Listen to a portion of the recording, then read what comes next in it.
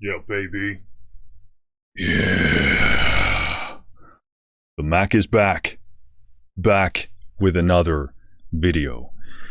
Hello, the initiated. My name is Marcus Jonikala, and today we're having a look at Smart EQ 4 by Sonible. This is big. As you know, I'm a big Sonible fan, a big Sonible user. I use their smart lineup very extensively, loving what they do. And actually, the timing of this couldn't possibly be better because I'm in the middle of mixing a bunch of music for this soundtrack. And especially, I love the unmasking function in EQ3, but as we know, it only has a more limited number of layers and groups that can be included, and EQ3 expands on those. So the timing couldn't be better, and I'm really excited to see this come out and see the improvements. But I thought we could start by going online, and this is really the announcement blog page on their website.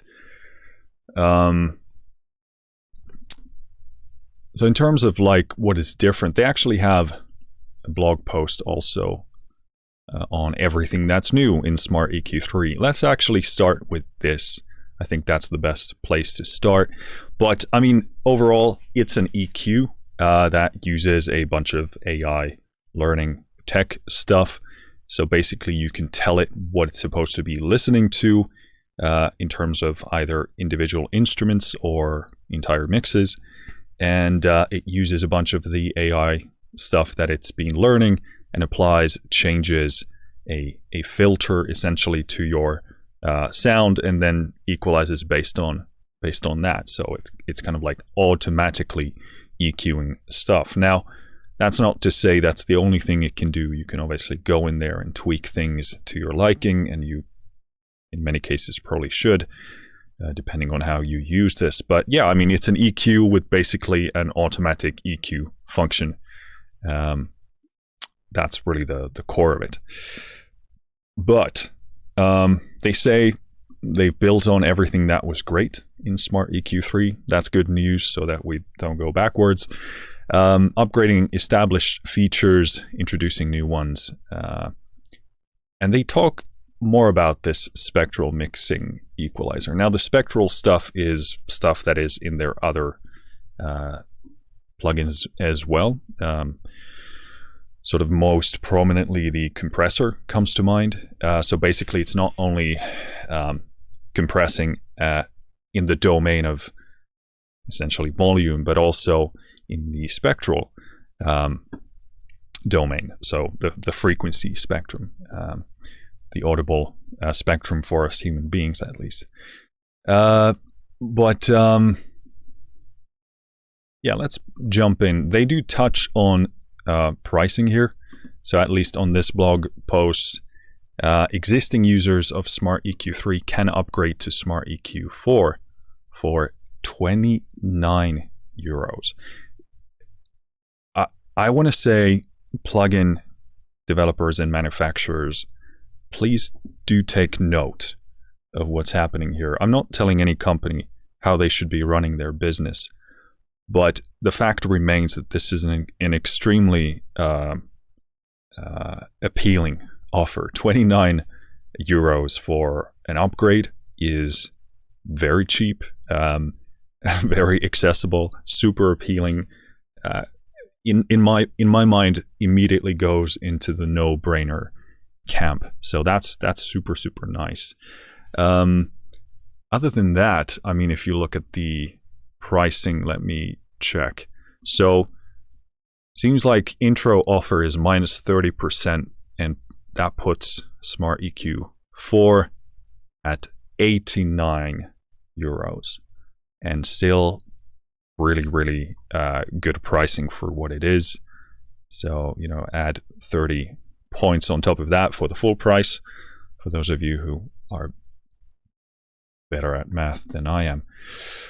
But yeah, pricing looking really good.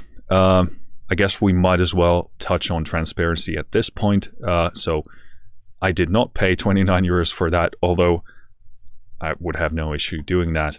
But Sonible did send me this copy. So first of all, thank you to Sonible for doing that. As always, all opinions are my own, both in good and bad. I haven't been asked to say anything one way or the other, nor would I ever do that. Cool. That out of the way, let's continue on with what's new in Smart EQ 4. They have something called remote control group functions to control multiple Smart EQ instances from any other instance.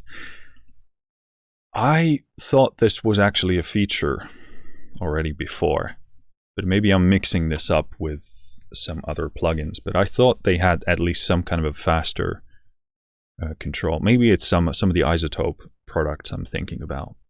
But regardless, really cool, makes workflow faster, easier. I usually prefer, because I'm an obsessive perfectionist, tend to go in as deep as possible. So I tend to go to the individual instances, but that's not to say I'm right. I'm probably actually wrong about that, and I just need to be less obsessive. So, but that's a really cool function. They have new smart filter profiles, which means basically they build these filter profiles based on the AI learning. So I'm assuming the AI listens to a bunch of different instruments, then it kind of pieces together what is, relevant in a guitar signal or a piano or drums or a kick drum or vocal or male vocal, etc. Learns those things, generalizes those lessons, and then builds this filter profile and then adjusts it depending on the incoming signal. So we have more of those filters. The naming here is slightly, I'd say, confusing because it's written in the same way as Smart EQ4 is. There are these two dots in between. That has a word, but I don't remember what that word is, or I don't know what that word is. I'm sure I've heard it. But smart ... filter written in the same way makes me think that it's a different product. And this also means I will presume they won't ever release a smart filter product either, like just a dedicated filter product, because now they would need to flip these names around. But this smart filter refers to those EQ profiles that Smart EQ is using. So they have one of those. That's good. Always the more fidelity, the better performance, the better. I would presume that they are better. This kind of makes me think of an interesting aspect regarding these tools, because I'm sure different generations of these plugins are going to have a different sound. So in some cases, you might actually prefer the sound of EQ3 over EQ4. I don't know if that would actually ever be the case, but I'm sure they do end up sounding slightly different. And maybe at some point we'll enter into the domain of kind of vintage plugin sounds. Certain plugins, like certain OG classics that have been perhaps discontinued, probably already fill in that definition, but an interesting thought experiment to kind of ponder upon. Actually, many manufacturers, I shouldn't say many, but some manufacturers have taken old plugins that have sort of been discontinued, they have been, and then they kind of they re-release them in new packages, which is cool, because there are a lot of lost gems out there. Moving on, match master tonality for a loaded reference track. This is big. This is huge, fantastic feature. I love these kind of tools because I have this love-hate relationship with references, because I know I'm listening to a great track and it's well mixed and mastered, yet when I reference it to my mixes, I'm not even close to aiming for the same things, even when I have a reference that is as close as I can possibly, think of. But yeah, chasing that best end result still continues for me. And these kind of tools really help me hear some of the differences between the references and between what I'm working on, and also help me make judgments about whether I want to do what the reference is doing or I want to do something else. But this is kind of like one of those obvious things you'd presume that was in Smart EQ already. So it's really, really, really cool to have this in here. Big feature. You have a new track group and track group smart filter modes of operation. So this is relevant because if you aren't using the unmasking feature, then you're just using the track function, if you etc. But yeah, by default, I think it works in track and group filter modes, so that you can both apply the EQ on individual tracks, and then if you want to unmask stuff or put things in a hierarchy, it works for that as well.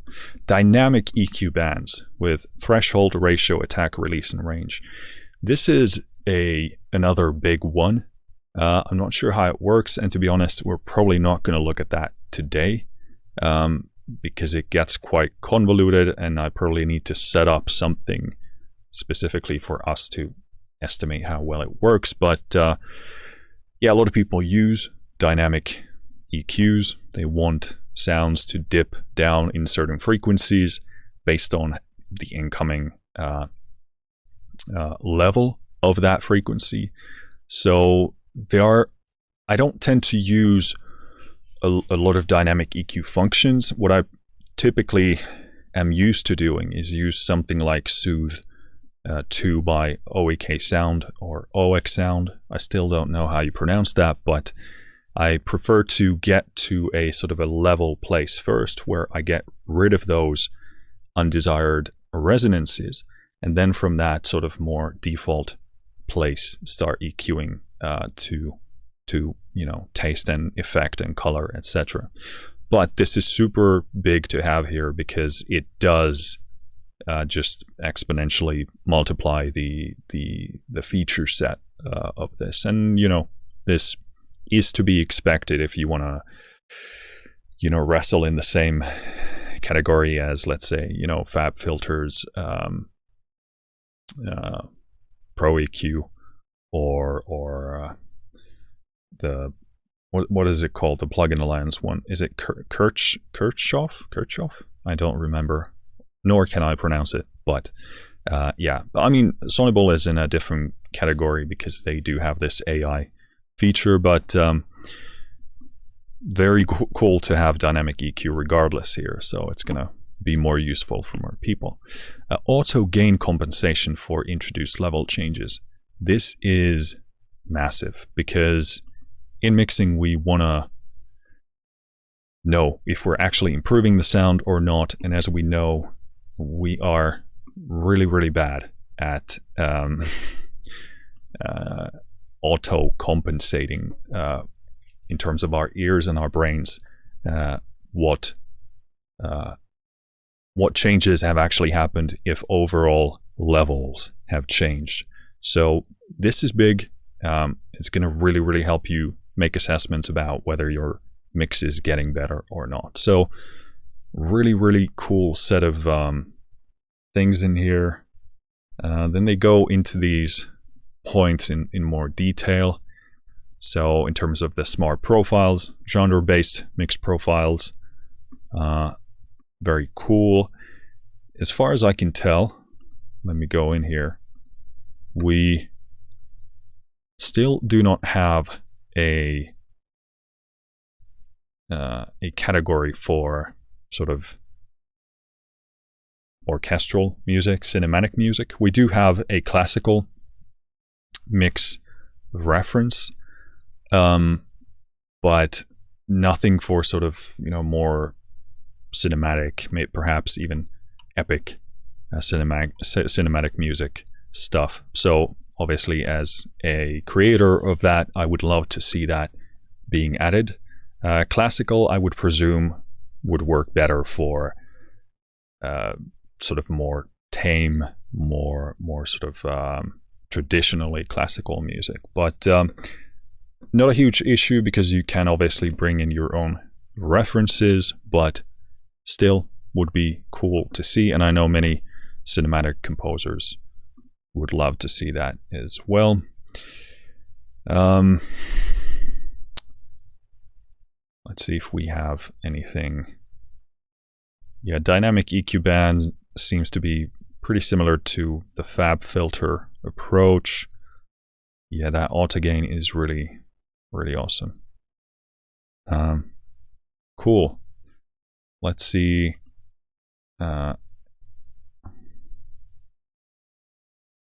Yeah, okay, so there is some new stuff here in the other blog post that isn't mentioned in the other one. So custom learning time for smart filter computation. I really like this. This has been one of the points that I've been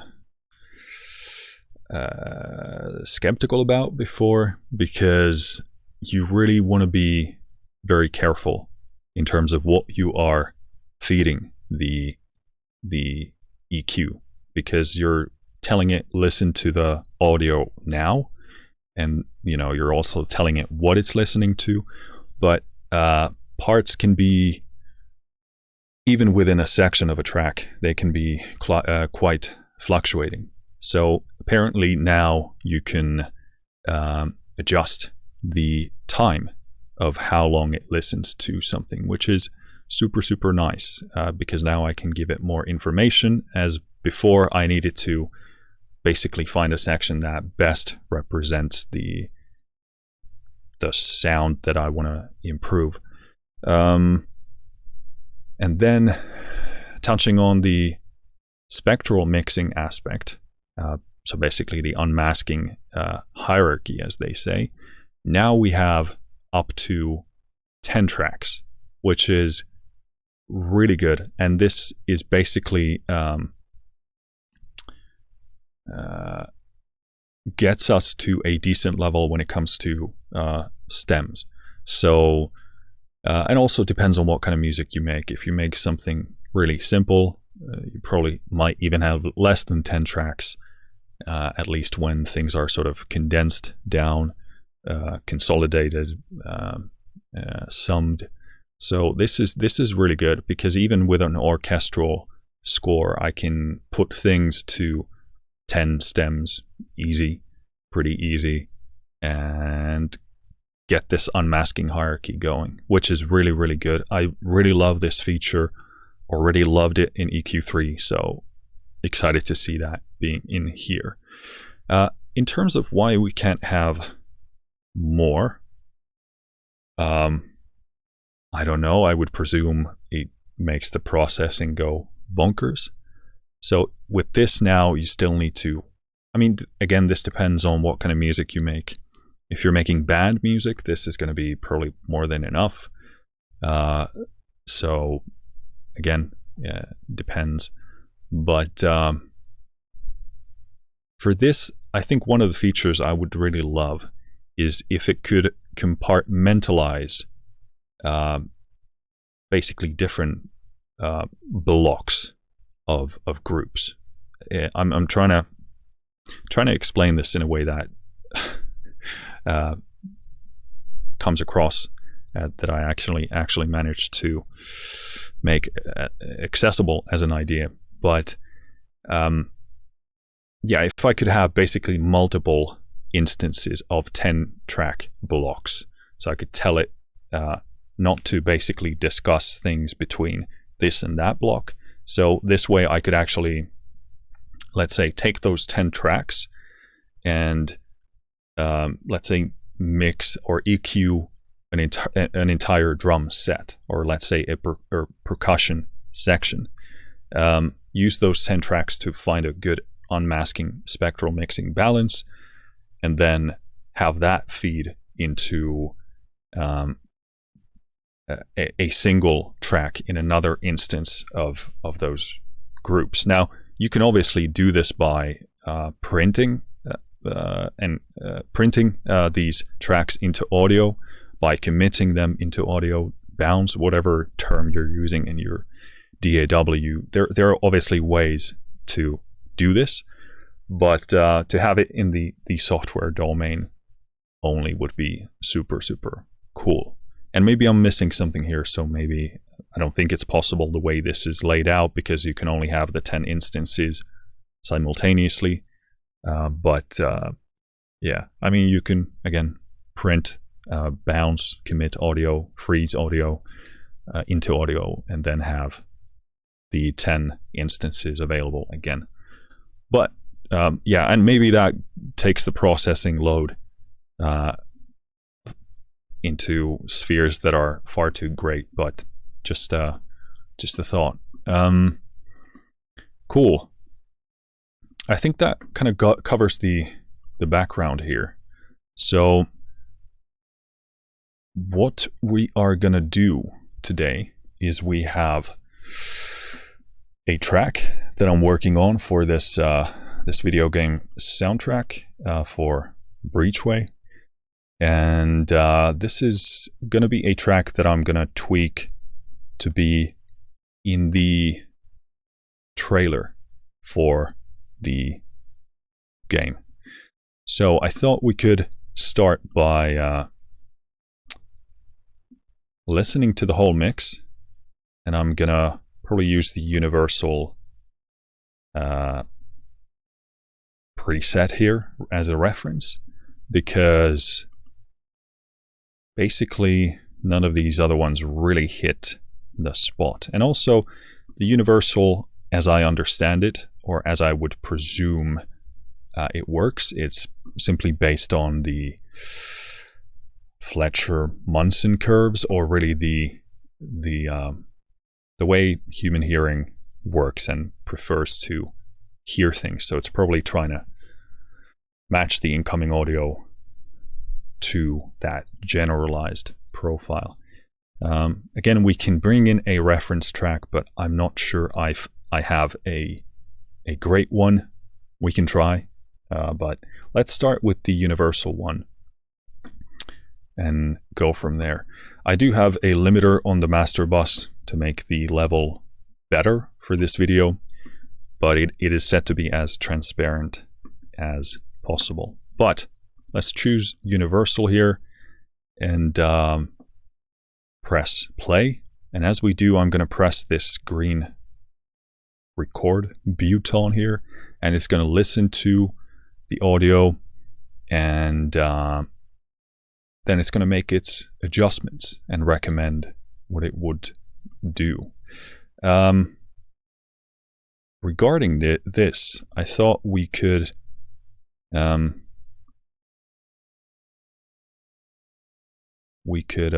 adjust the learning time. So in these settings, you have maximum learning time in seconds, and this one has 6. So can I just type in? I can. So now it's 10. Let's do 10 seconds. Then you have some options. Auto learn on startup. Cool. All right. Cool. Yeah, let's do 10 seconds. So that's where you can adjust it, and let's start playing.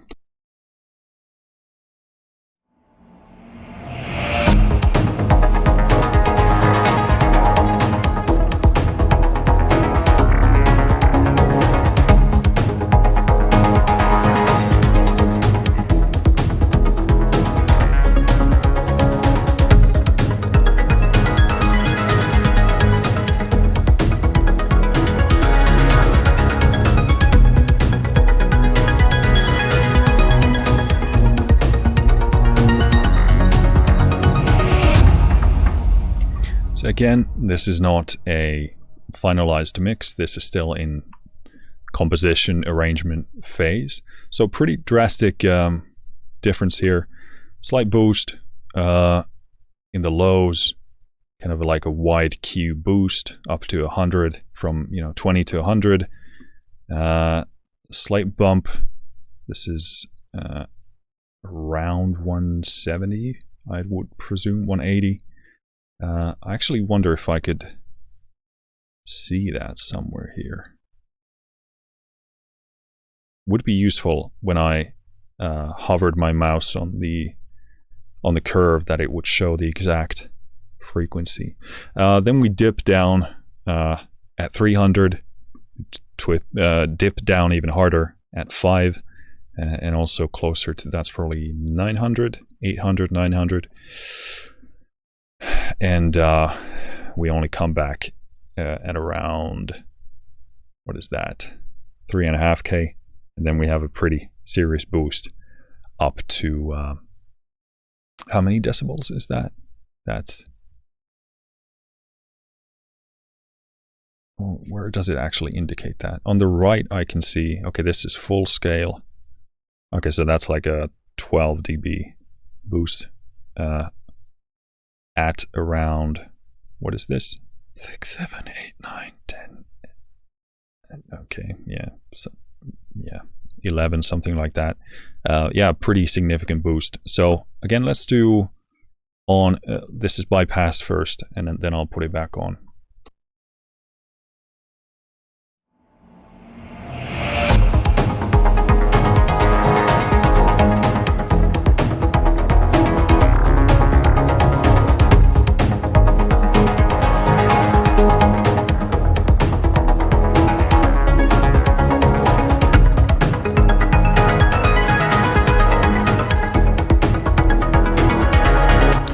Let's go ahead and I'll pull down the impact to 0. So what's important to understand about this is that the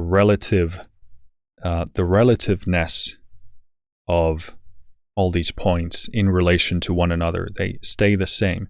I'm simply telling it how much I want those changes to be applied. And this curve here is called the smart filter. So it's the filter through which it's processing this sound to make this equalizer balance happen. So the more I push it, the more drastic those effects are going to be. So it's important to understand, if you simply adjust impact, that's what it's doing. So let's start from 0, and I'll be pulling this up as we move along.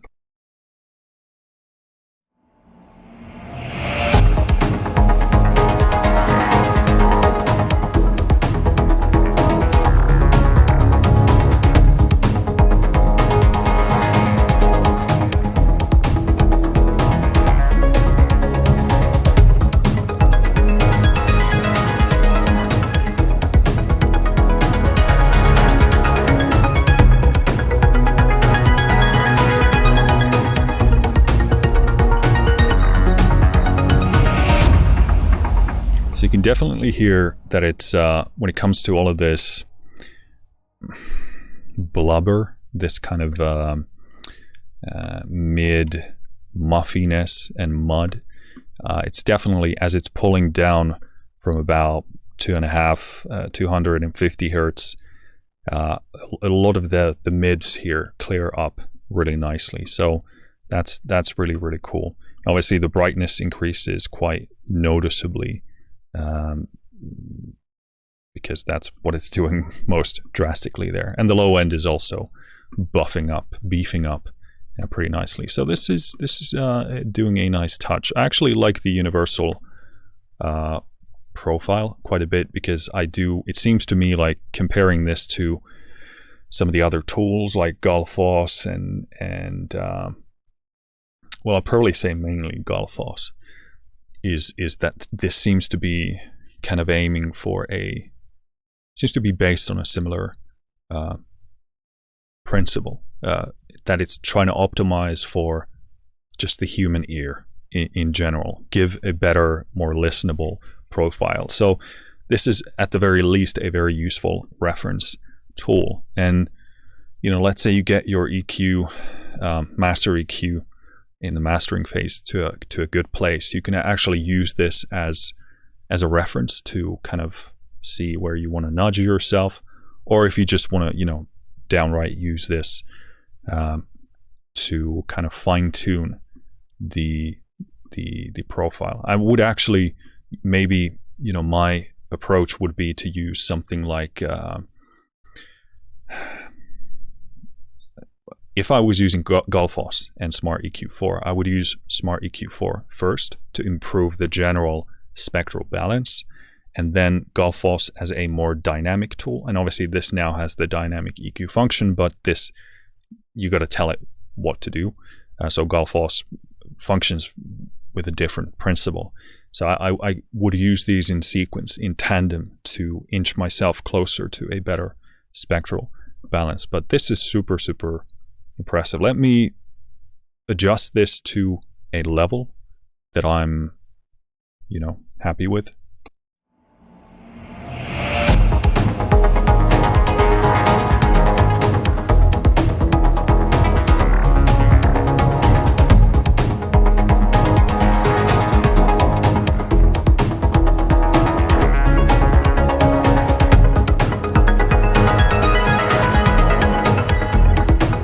So it's about there. We're at 30 in terms of impact, where you begin to see the, or hear the mids clear up, get rid of that muddiness, that sort of clutter.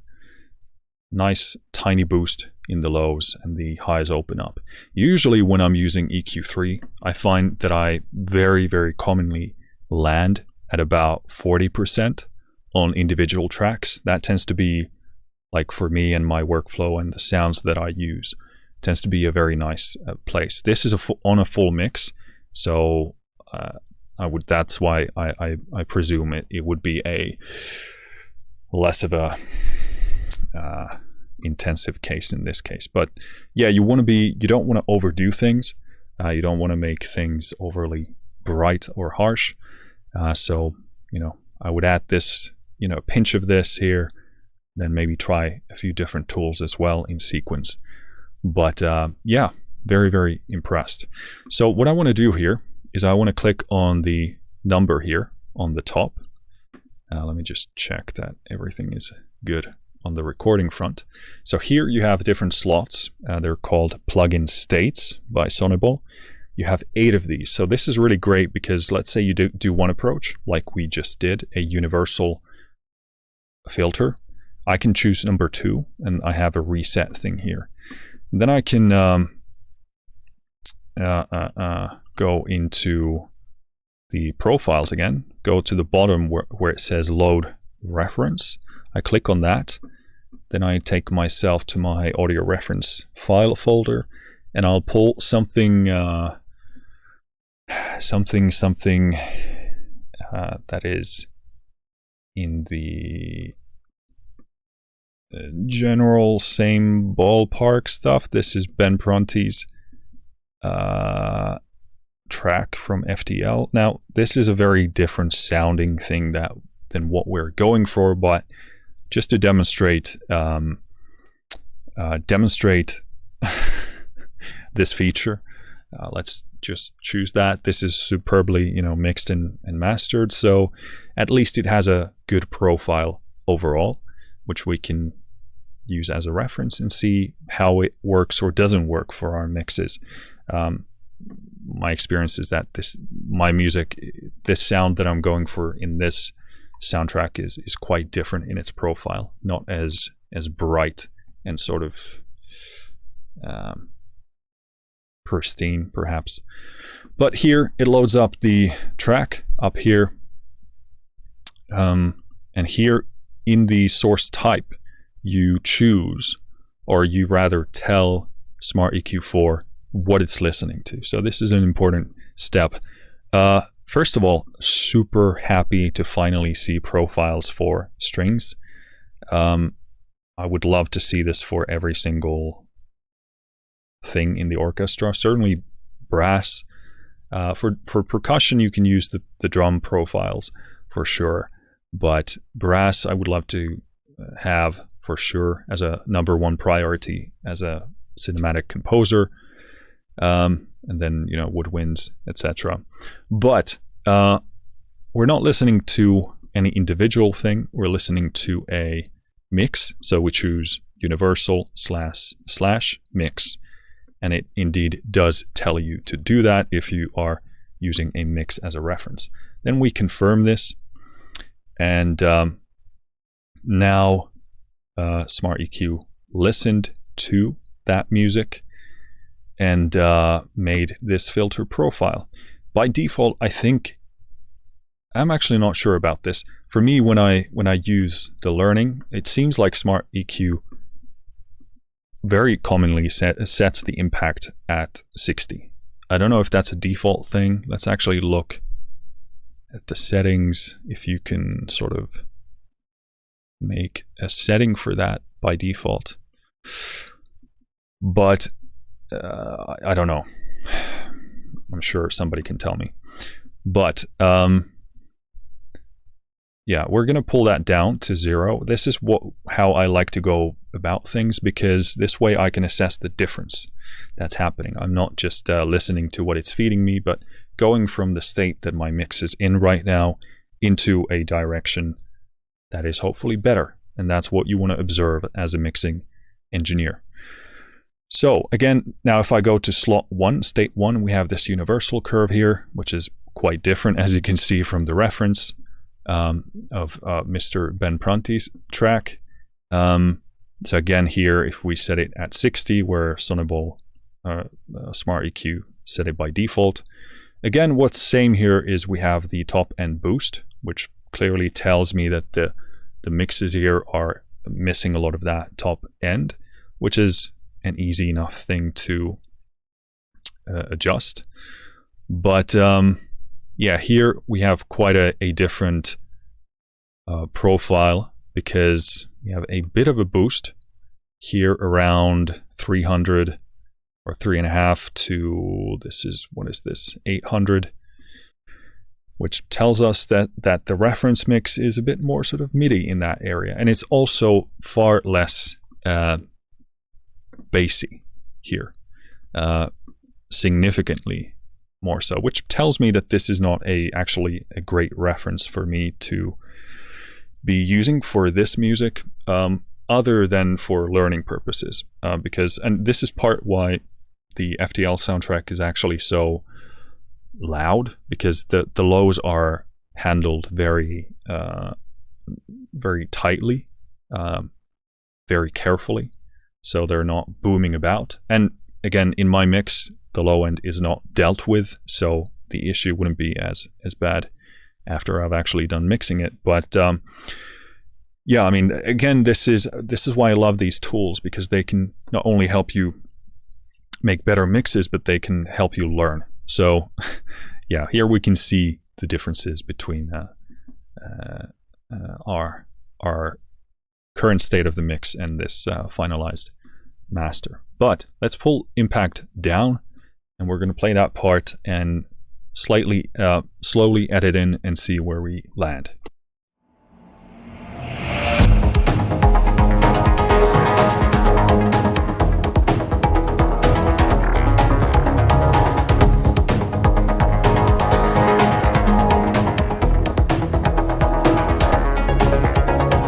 Yeah, so there, going to about 40, I begin to hear that it's getting a bit too bright, a bit too harsh. But again, landing at about 30% here. I don't actually know if these are percents, they're probably not, but seems to be a landing zone for full mixes here. Actually, very interesting to hear it. It carves quite a bit out of those, out of the low end here. So this is at 30 hertz. It's pulling stuff down quite a bit, 30, 40, which is very understandable because we have a lot of undealt, not dealt with low end there. But it actually, again, teaches me something about mix balances, because that kind of does make things a lot lighter and perhaps even easier to listen to here. So let's go back and forth between these different states. Let's start with Mr. Pronti's balance, and then go to this universal here.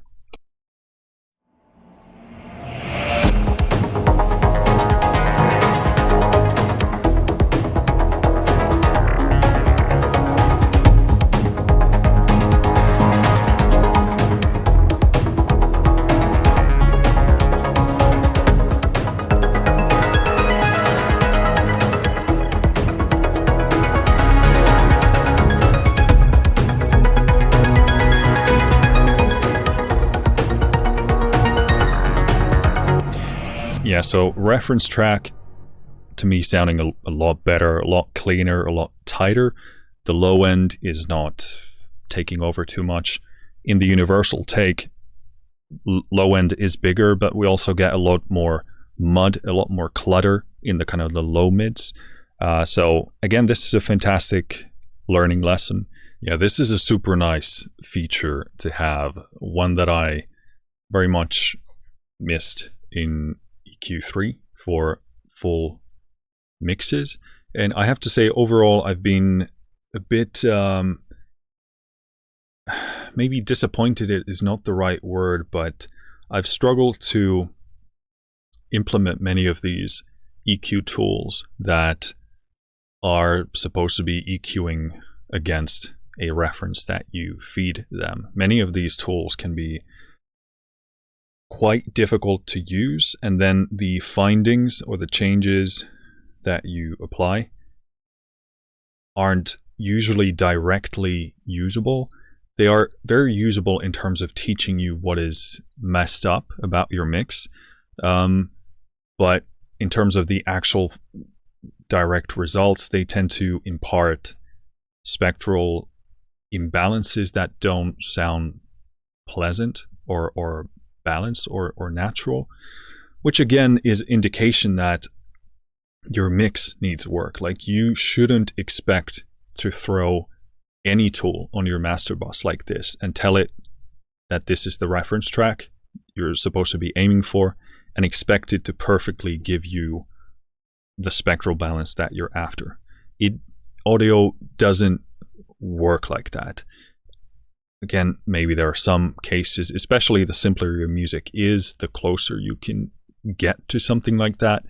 But since we have so much information in different frequency areas, if you're doing these sort of broader stroke changes on your master bus where all of your audio is pulling in, even if spectrally the levels are at equal places compared to a reference track, there's still going to be information there that's going to be accentuated in ways that doesn't sound pleasant. And this is why it tends to be the case why these tools teach you what's wrong about your mix, because then you can go in there and make the synth less harsh, or work on the high end of the percussion, or tweak the brightness of your snare.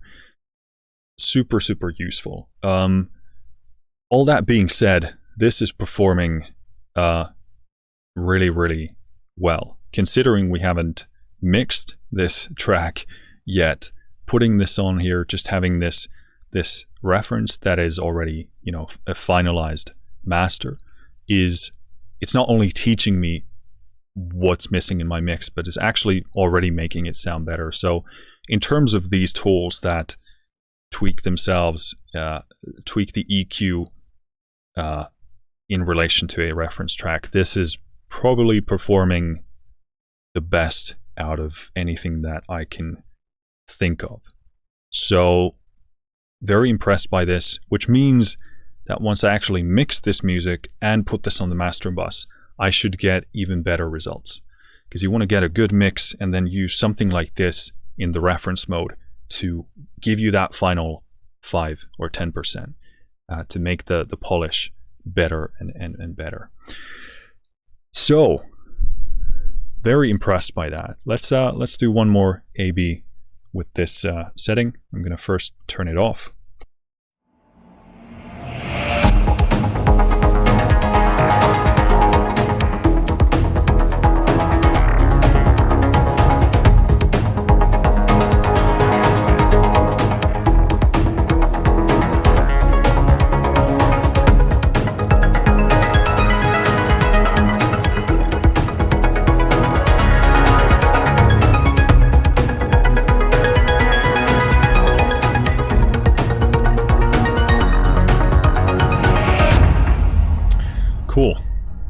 Super nice. Okay, I think that sort of covers the full mix aspect. Kind of broad stroke approach here.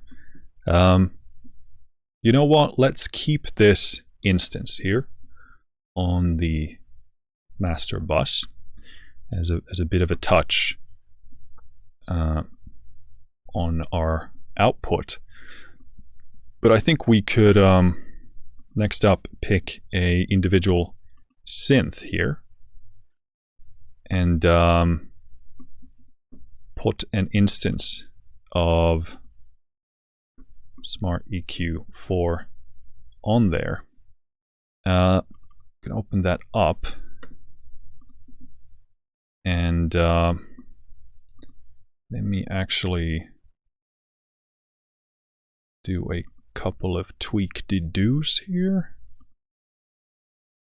Turn a few things off. Okay, so here's Smart EQ4.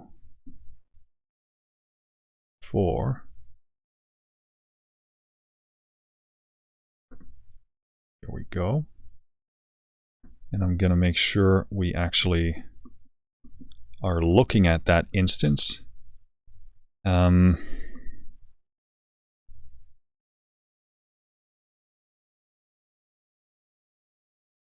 to actually do that? I can't make that happen through the recording software, which means we are gonna use the one on the master bus to do so, which actually is perfectly fine because we won't have anything else in the signal path other than the source sound, and then it's going straight into Smart EQ. So the signal path is exactly the same here. Cool. So let's turn off Smart EQ4. Let me make sure we are seeing the right window. And let's listen to the synth in question here. Let me find a good place for that.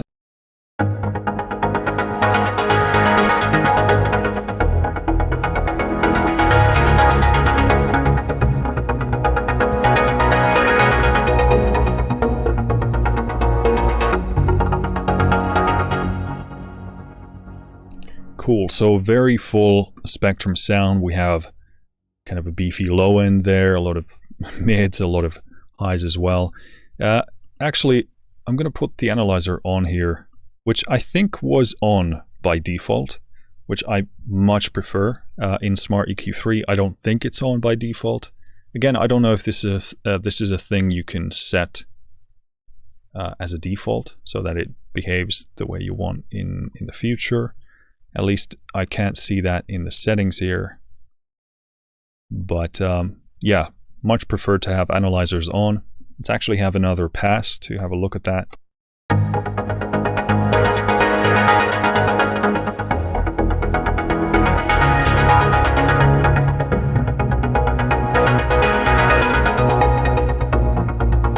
Turns out you need to have the plugin not bypassed to see the analyzer.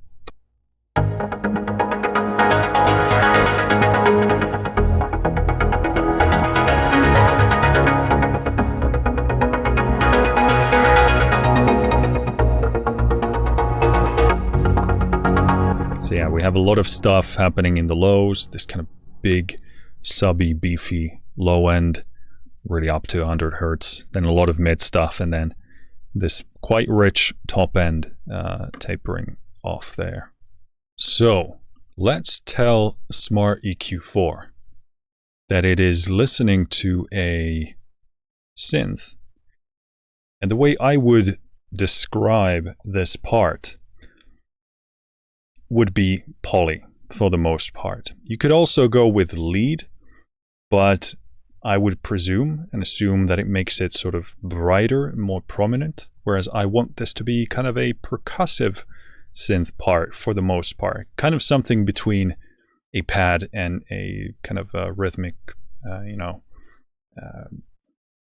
rhythmic element. So let's do Poly first. Let's press play, and also the learn button, I believe it is, here, and see where we land.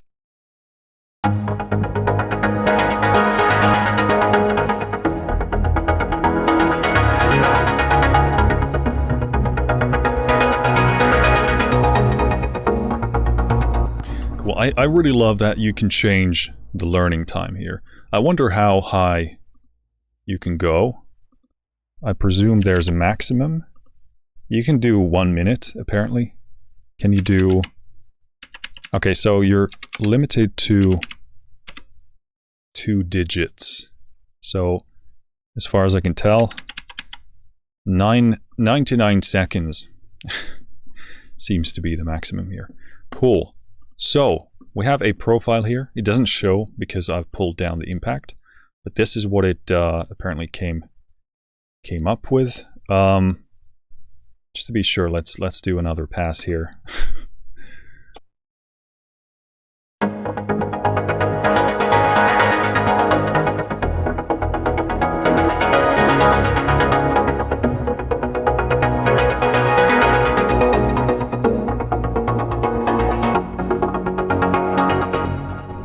Cool.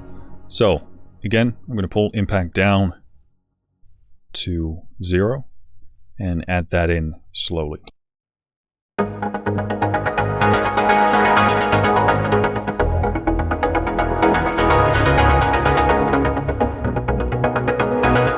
So again, around 40 is where on individual tracks I tend to hear a clear improvement. Nothing drastic, but you know, a step to a better direction. Beyond that, you begin to usually increase brightness quite a bit, and other elements that are in here. So okay, it's pulling down the low end quite a bit. Again, that depends on how how much we push the impact. Let's try to find a balance again.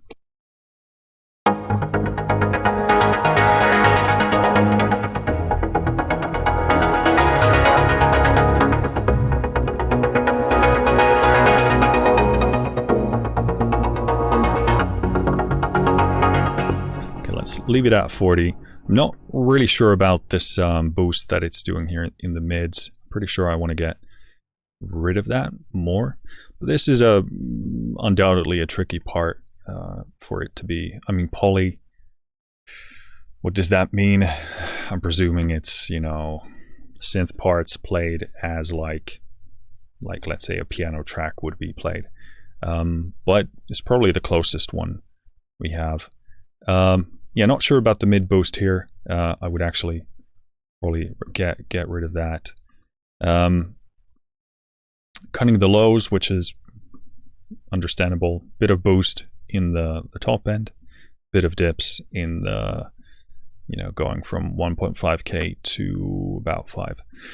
Let's do another plugin state here. Let's do Synth Lead, and let's listen to what it comes up with.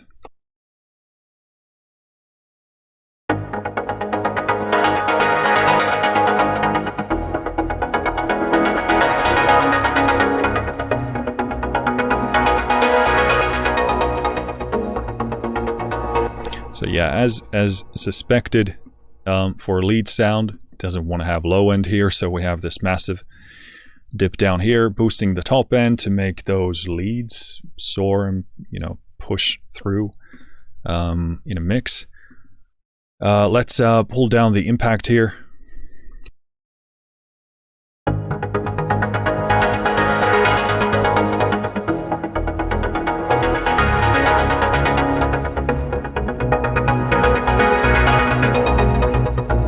Yeah, so again, in this case, I wouldn't go with this profile because I'm going for more like a, you know, it's like a rhythm guitar kind of a thing that I want to aim for with that one. So let's listen to the Synth Poly.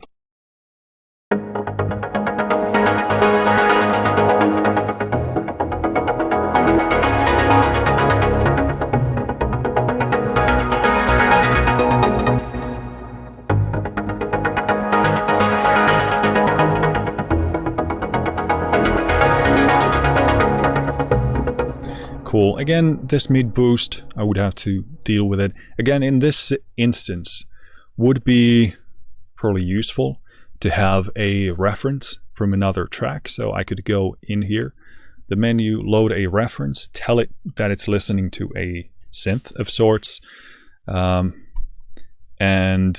get, take a profile specifically from a track that I want to apply on this instrument here. Let's do a third one and go with universal.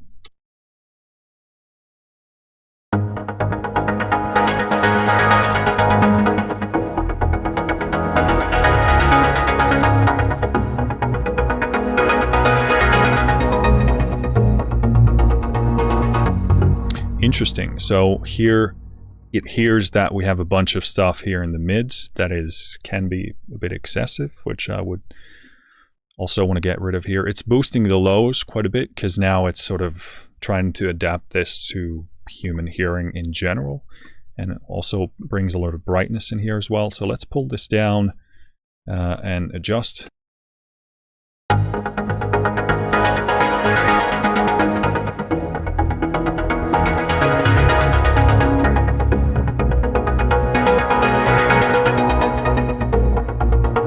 So I kind of like this.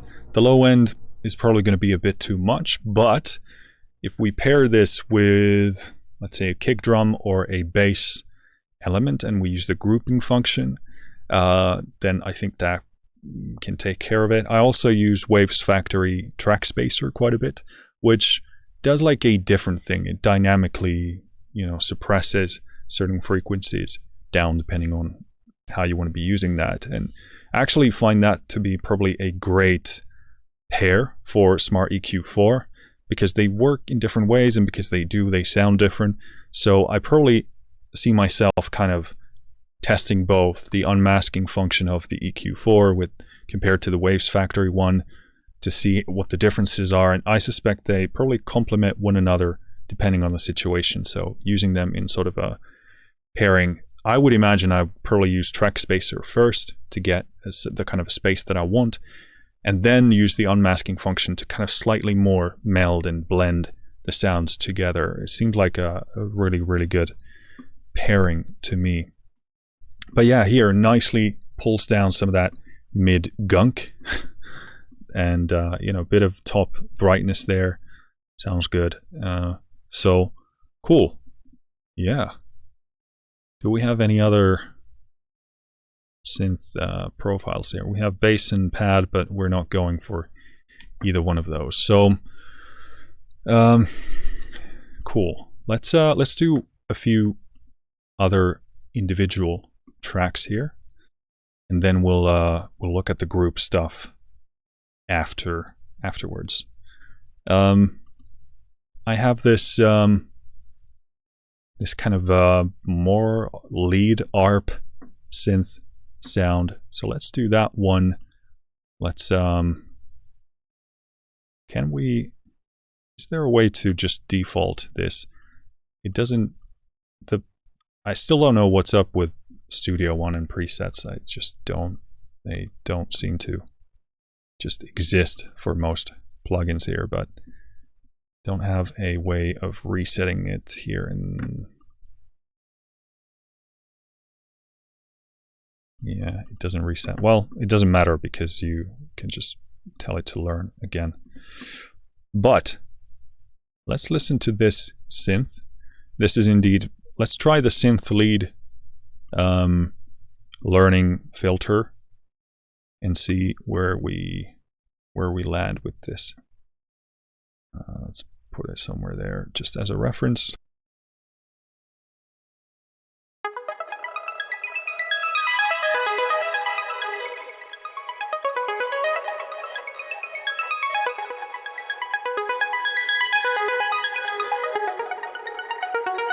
Seems pretty good.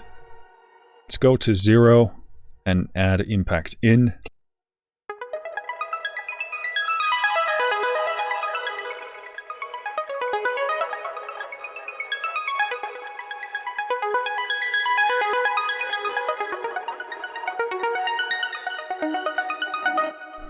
Nice. We can, with this sound, we can push a bit more because we have those individual notes, you know, going up and down to get a bit of that bitey edge. So let's do like an on-off comparison.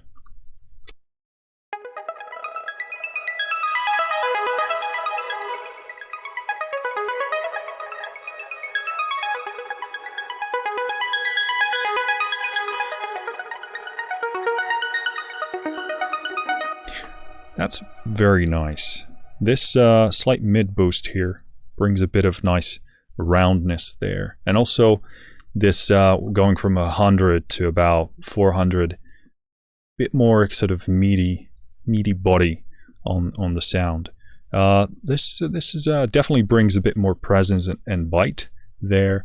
Maybe it's too much in terms of a full mix once we combine it with things, but that's why you have the impact. You just lessen the effects of that. But let's do Synth Poly on this and see. Let's see what it thinks.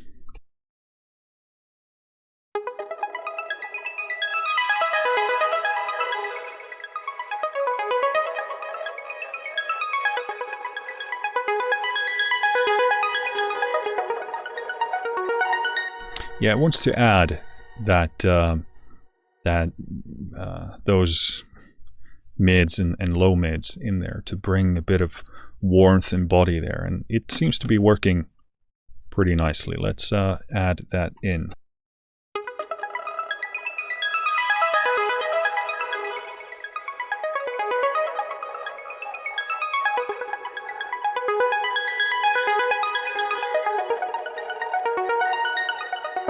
Let's do an A-B.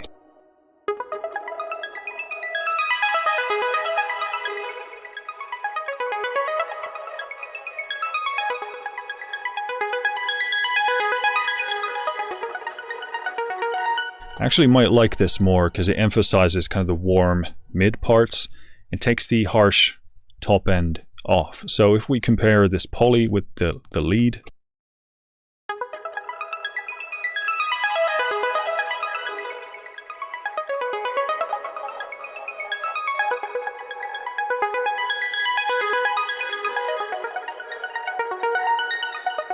it's kind of a different take. Both sound good. The lead gives it that bit of bite and presence and edge, whereas the poly kind of makes it warmer and sort of yeah, I mean, just like warmer sounding, less edgy. This sounds good. Again, gives you options. And this is kind of like a pretty fast and good, interesting way of choosing directions. Obviously, we can EQ things pretty much in an endless fashion, but this gives you different options, different choices to go with. We have a synth part here, which is kind of like a, yeah, it's a bass line. It's not very bassy as a sound, I don't think, but we might want to turn it into one. So let's have a listen first.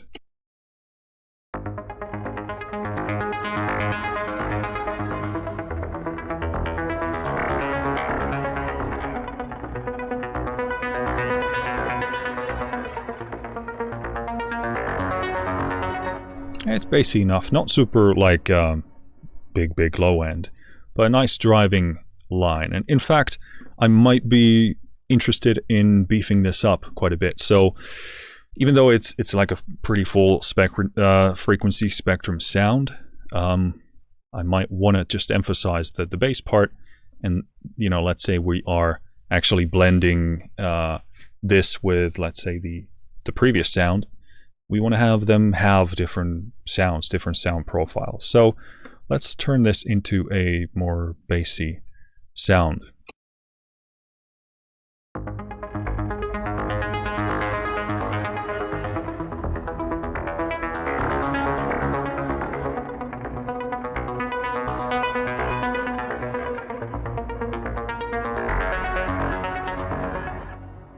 So we're not currently doing anything because Smart EQ4 is not on.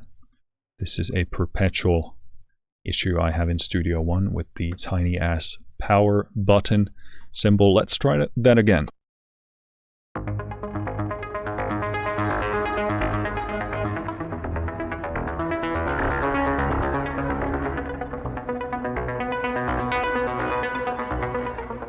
Cool, and let's add in the impact. So even the impact is at 0, the Smart EQ is still doing the filter change. You just don't see it because the impact is set at 0, but it's still functioning. So the impact control does not impact the learning profiling that it's doing. This is important to remember. So let's add that in.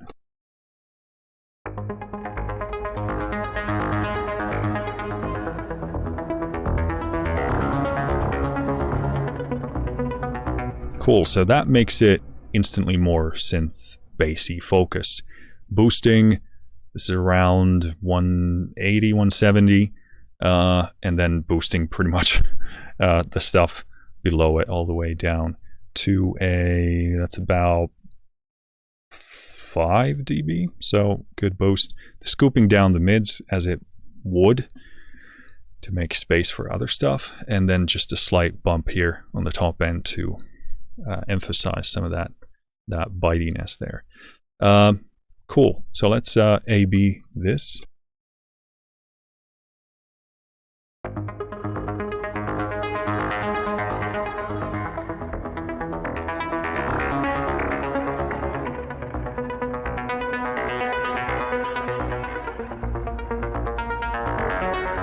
Yeah, so it's taking it from that kind of a mid driving thing more to a bass line. Just boosting that low end, scooping some of the mids.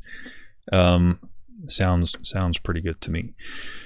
So I think what we're actually going to do at this point is I'm going to also solo the ARP sound we touched on previously. Because of the video recording software stuff, I can't show you all of these windows, but what I'm going to do is I'm going to pull up a new instance of Smart EQ4. I'm going to put it on the synth ARP, which I should see now. I'm going to tell it to let's tell it to listen to a synth lead element here, and we're gonna listen to that section again. I'm gonna let it learn this part.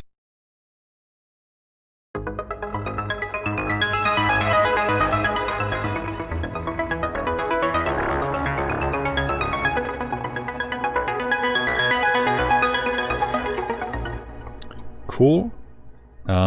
This is actually problematic because we gotta take this thing here pretty much off the master bus here. So I'm going to reset that. Then I'm going to pull a different instance again of Smart EQ4 on the bass we just did. Tell it that it's listening to a synth bass. Unfortunately, you can't see me tweak this thing here because we can only look at the instance on the master bus, but because of recording software finickiness, we got to do it this way, but the hearing experience should be the most important regardless. So let's teach it the bass again.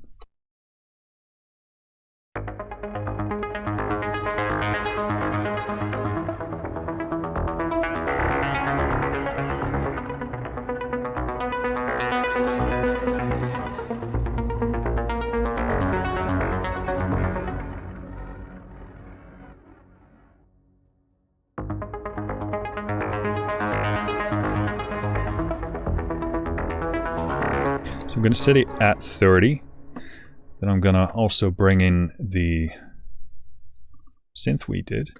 And then we're going to Is there any way for me to actually show this to you?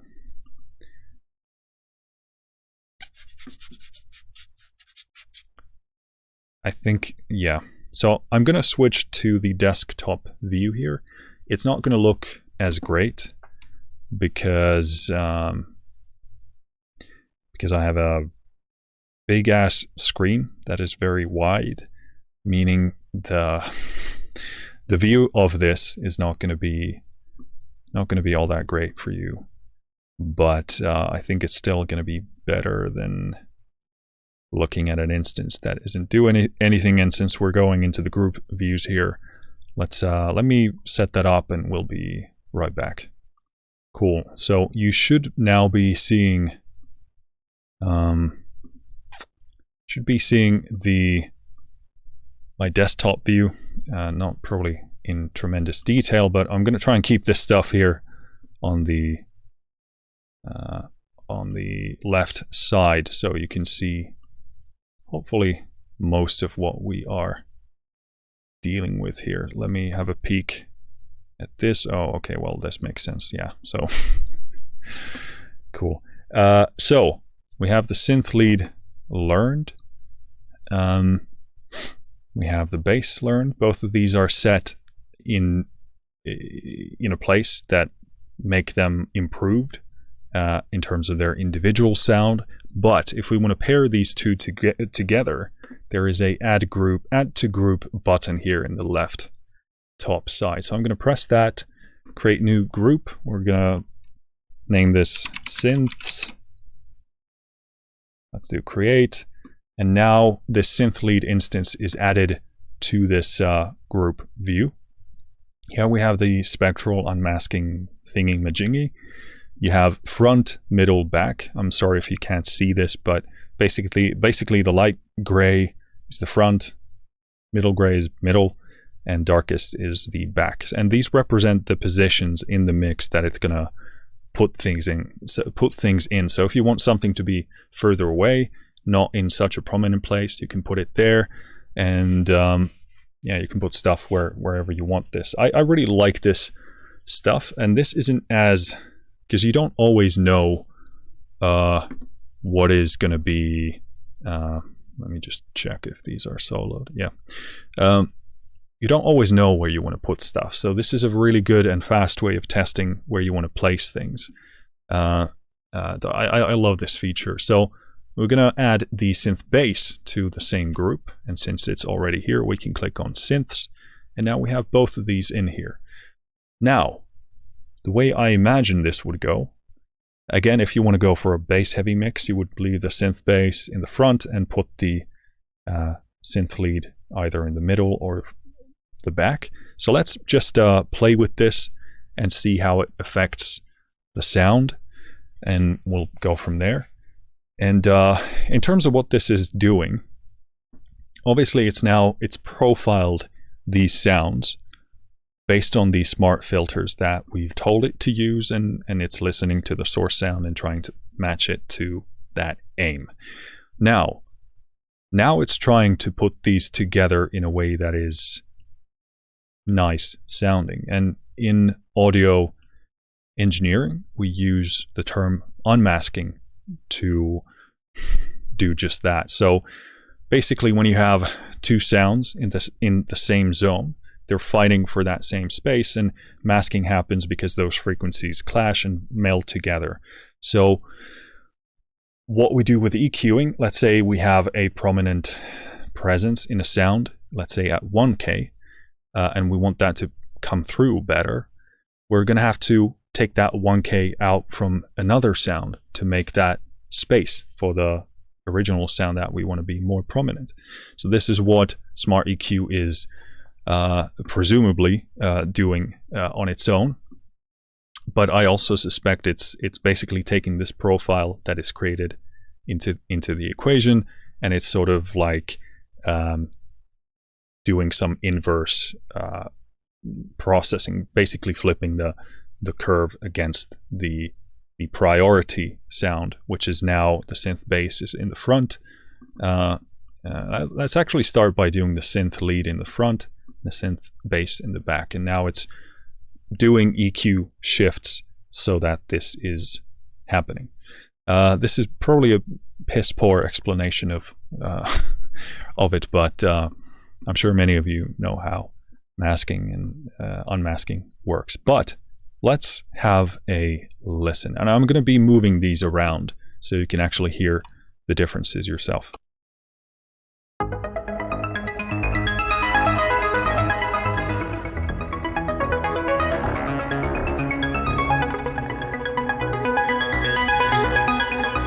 So now definitely synth lead, ARP in the front, bass is sort of nicely tucked to the back. Let's move it up a position.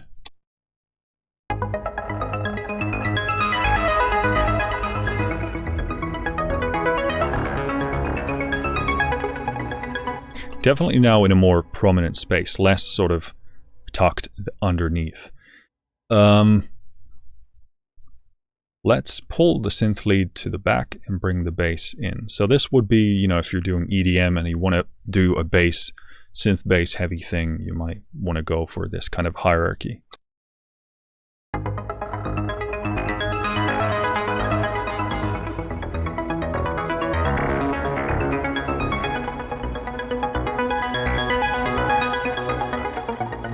Actually works really nicely as well. We have this kind of driving bass there, and then sort of on the back the synth leads are going. Let's see how it changes depending on the middle position.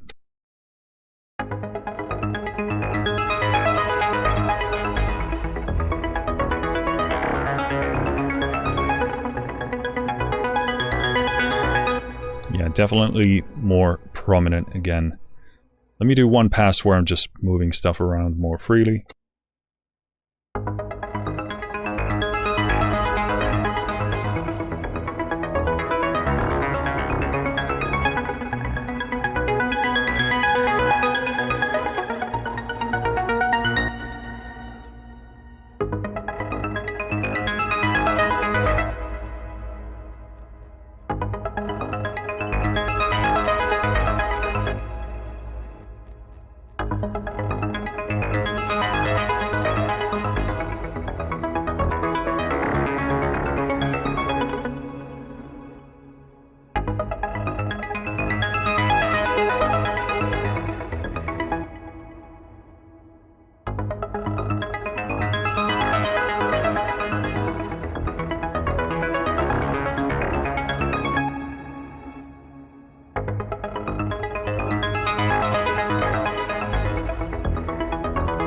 Cool, yeah, I think I might like this configuration the best. Because it sort of creates this driving bass there, and then that's kind of sprinkled on top of the ARP. If it's too prominent, might be pushing through a bit too much. Let us make this mix even more complicated. I'm going to move this around. Go into this kind of main rhythm synth, and I'm gonna put a Smart EQ4 instance in here, and we're gonna tell it that it's listening to a synth poly thingy, and we're actually gonna, first of all, let's learn that section.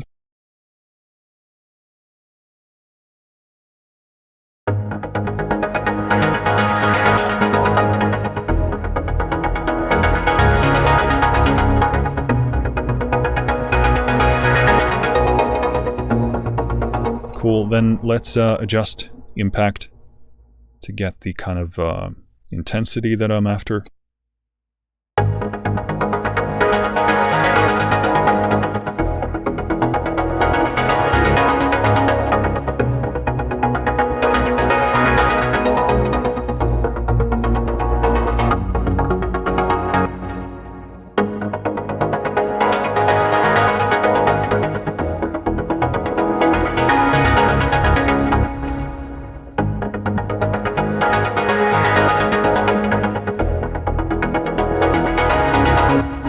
happy with this profile. It kind of pushes the mids a bit too much.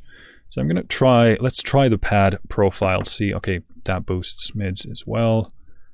I don't want to do the bass because that doesn't work. Let's try the lead one.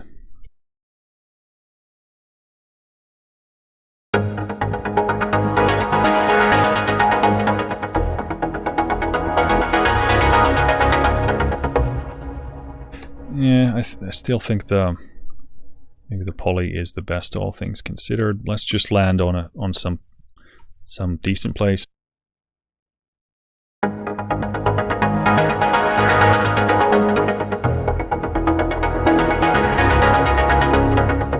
Somewhere there. And now we're going to add this to the synth group. And now we have the polysynth in here as well.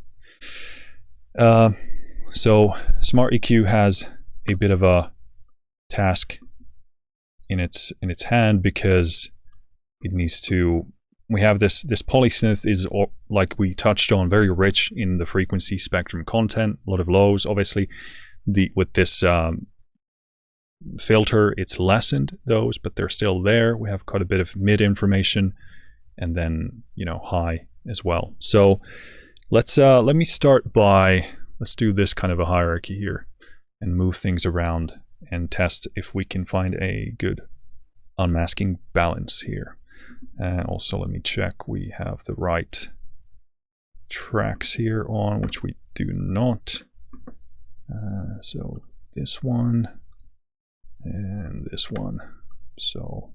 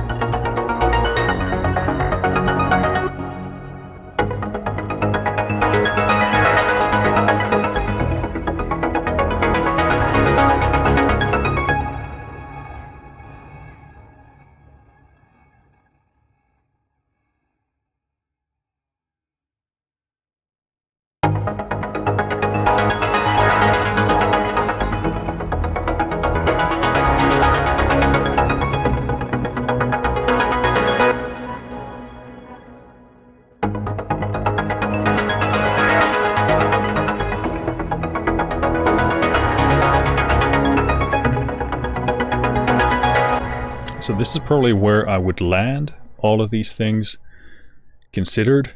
The polysynth kind of gets a bit too dense, so I'd just put it back there as kind of like just like a rhythm guitar kind of thing. And then the relationship between the bass and synth lead works best like this. But if I put the lead into the back, then it kind of meshes with the polysynth a bit too much. So I'll probably land on that. You see an impact control for the group control here, which shows you the changes that it's doing to unmask things with one another. Seems to start at 100 by default, but you can go up to 200, and then you can do 0. So let's play with that.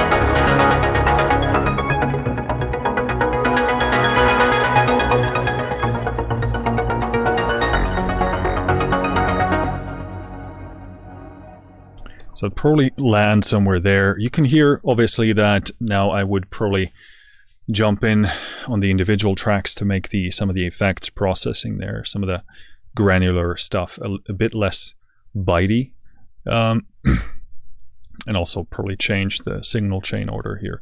But let's enable and disable the group control here.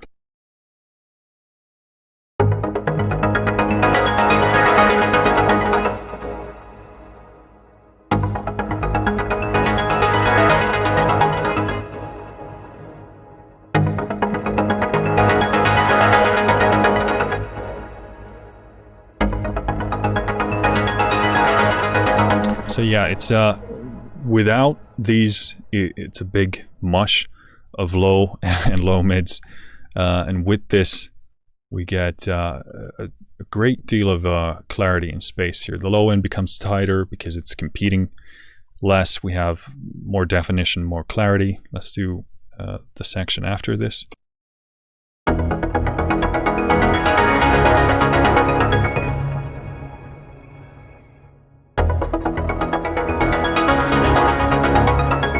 It's definitely putting things in its place. We get more clarity, more tightness, etc.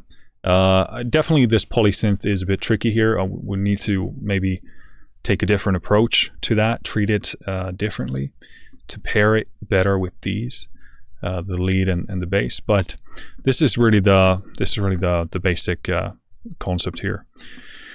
Cool. Yeah, really liking this. What I'm trying to wrap my head around is what I touched on earlier regarding the groups, because I'm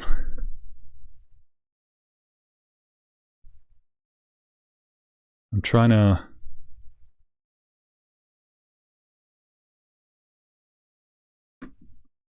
because it seems the way it's worded is that you can have multiple groups. If I go to manage group, can I not add this or create a new group and add it to that?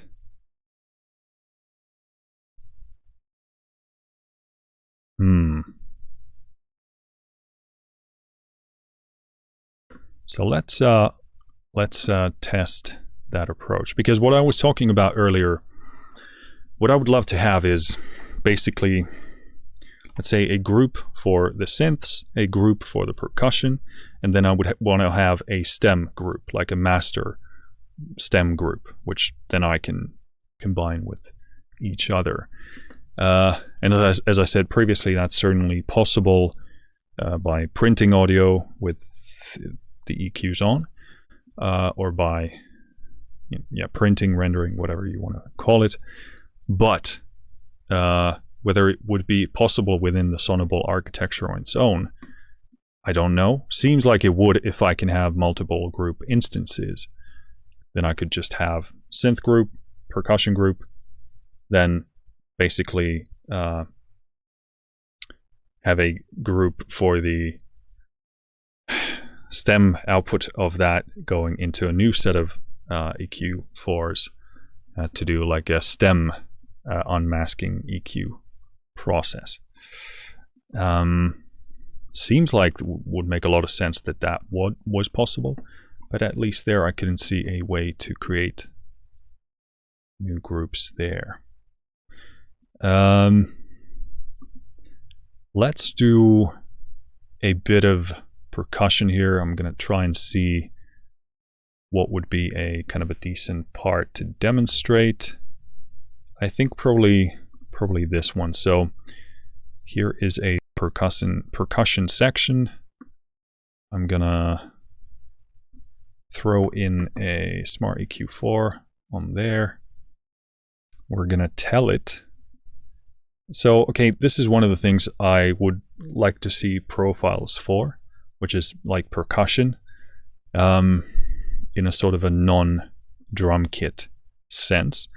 This is not like a catastrophe, because drums primarily communicate like this. It's a very energy and impact and transient based language that they're speaking in, essentially. But I would love to see profiles for percussion, especially for like cinematic percussion, orchestral percussion. Orchestral would probably be more like classical, but you know, cinematic percussion, epic percussion would be very nice to have profiles for that. Again, you can take a reference track, find a part where there's only percussion and learn from that, which is a good idea. Obviously it takes more work, but again, a default profile would be fantastic.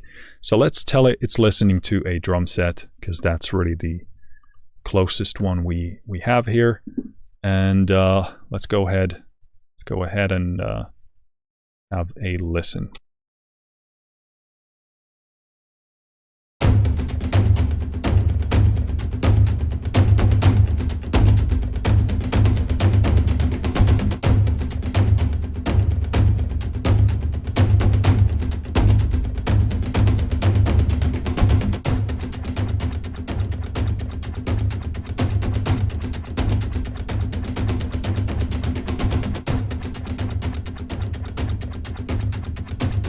Okay, so it seems like we have a slight level change here.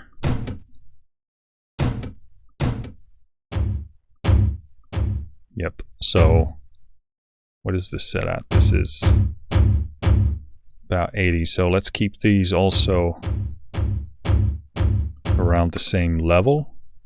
And let's learn that section once again.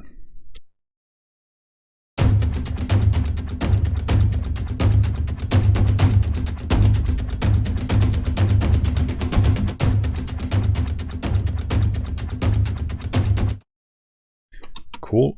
Let's pull the impact down and add it in.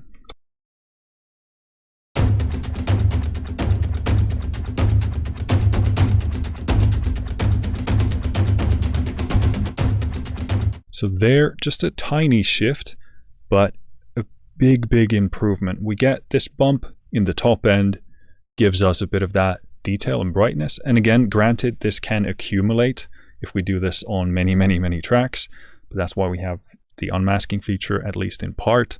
And also you can move this range here, which I struggle to apparently hover on, but you can move it like this so that it removes the processing from the top end. Very convenient way of doing things. But at least on this individual track here, this stem actually, bit of presence, clears the mids again here from, this is about 250 to just under shy of 1K or 1K. Clears that mid nicely. We have a bit of a bump here around 170, 180. Good, and it's just a tad touch of that low end. So this is actually a pretty good profile, and this has been my experience in the past with the drum profile for percussion as well. So this is why I'm not complaining, because they do sound good. But again, more profiles would be better, more filters would be better. And I would love to see the AI actually learn from epic percussion cinematic material and bring that power to here. I think there are a lot of us in the cinematic composing realm where we would love to see this. And I think we actually probably use these tools more on the average than perhaps some other musicians in other genres. At least that has been my subjective anecdotal experience in finding that a lot of cinematic composers, hybrid modern composers, can embrace these tools pretty easily. That's not to shit on, you know, other genre musicians, engineers at all, but the point is, we'd love to see profiles more specific to our cinematic orchestral work. So I would set this at around 40. Sound is just like that, improved. Very happy with that. Already great source sound, but this just polishes that up very nicely. Let's add this to group. We're going to create a new group, and we're going to call this percussion and create. And indeed, yes, we can have more groups. I wonder from this view, how can I get to see all of the groups I've created without opening up a new instance? So I have no idea. But this part plays along with this part. Well, actually we have two parts. Let's do this one first. I'm gonna add a Smart EQ4 instance here. There we go. And let's first have a listen and, well, let's actually simultaneously learn the section as well. Of course, first we take drum set profile here, I would presume.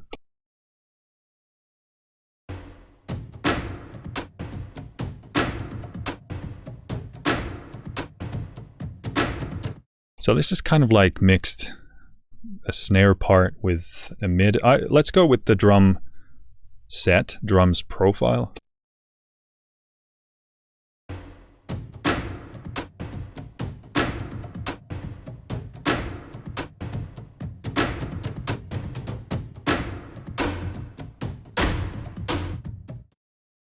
So it sounds kind of janky because we're using a part of a kind of loop there, and I'm manipulating that to get in certain notes, and also that creates a bit of like ends up sounding not like ducking compression, but it creates movement there actually in the mix.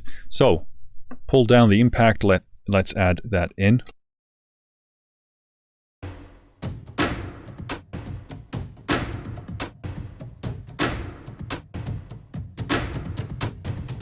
So here, this is as far as I would push it without going too bright. I'm kind of hearing that it accentuates the brightness a bit, maybe too much. So let's go ahead and choose drums and snare profile. There we go. And let's learn this again.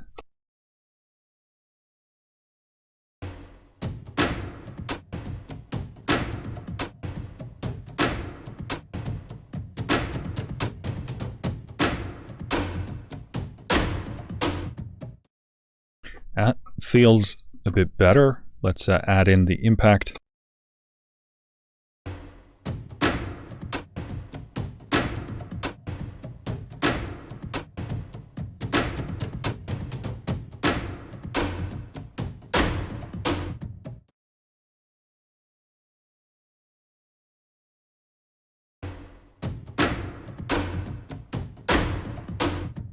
Definitely makes it brighter. This can easily get out of hand. I'm just going to pull it back even just a bit more.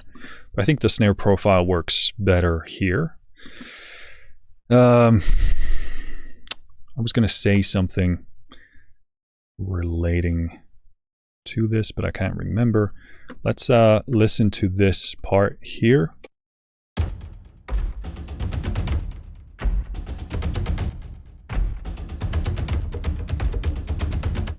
So kind of a very low mid focused part here. I would still probably put that under a drum set sound because it is kind of full spectrum-ish. So let's go ahead and learn that.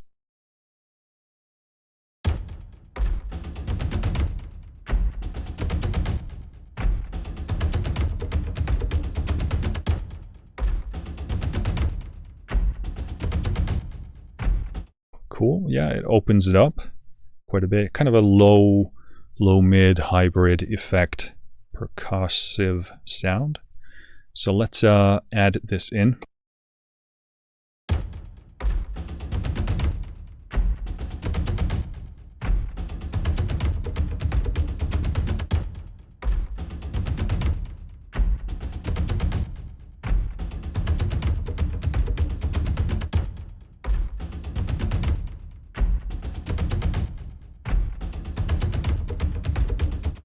So because it is so dark, you can push it more without actually hearing the brightness come in, but it will overdo itself if you push it too much. So let's go ahead and add this to the percussion group here.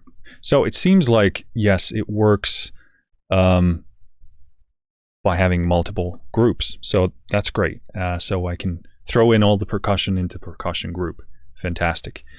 Then, so from there, I would have to take the output of the percussion bus and send it to a new instance, a new group in Smart EQ 4. And then I would tell it that it's listening to the percussion bus, and then combine it with the synth bus, and then I can do my unmasking there. So seems like it works that way, and that's fantastic. Good news. Let me go ahead and open this instance and add this snare-ish sound to the percussion group. So now we have everything in here. So cool. All right, so okay, yeah, I got a bit confused there because the front was so much bigger than the other ones. I thought we had a fourth layer, but it's only because everything is in the front now. So let's go ahead and now balance all of this. Let's open up let me check which instance is which.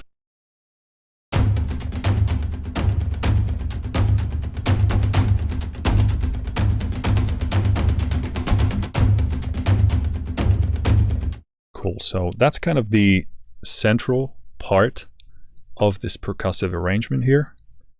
And I want to kind of not necessarily keep that in the front, but at the sort of core energy center of this thing. So let's just move things around.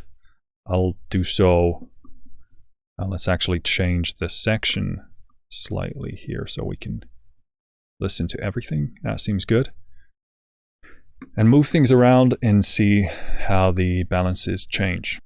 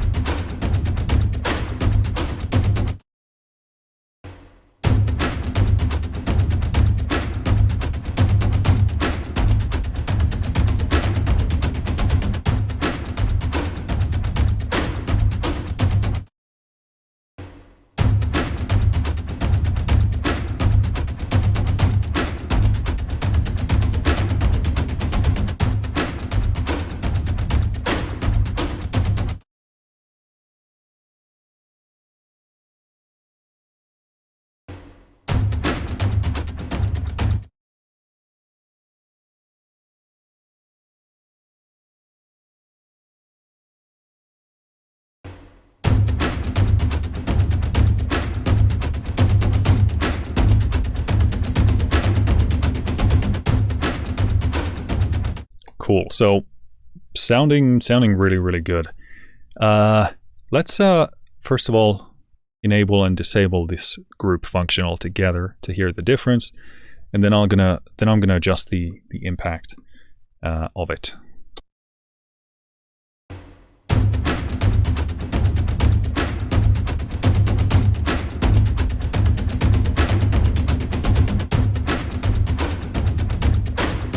Yeah, a lot more cluttery, a lot more unfocused, scattered, a bit mushy in the low mids. Definitely a vast improvement. Let's do that again.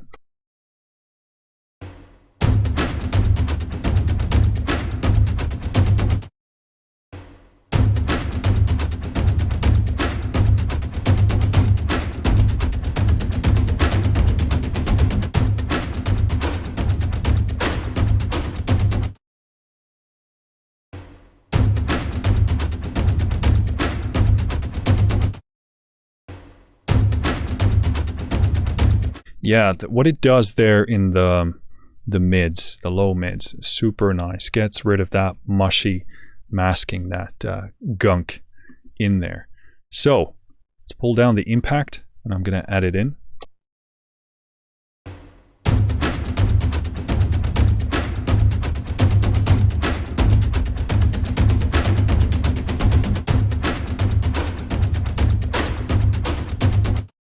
So at the very top end, you can begin to hear a bit of that brightness come in, but you can push this really, really far without it getting unpleasant. It really opens things up very nicely. So let's pull back from 200.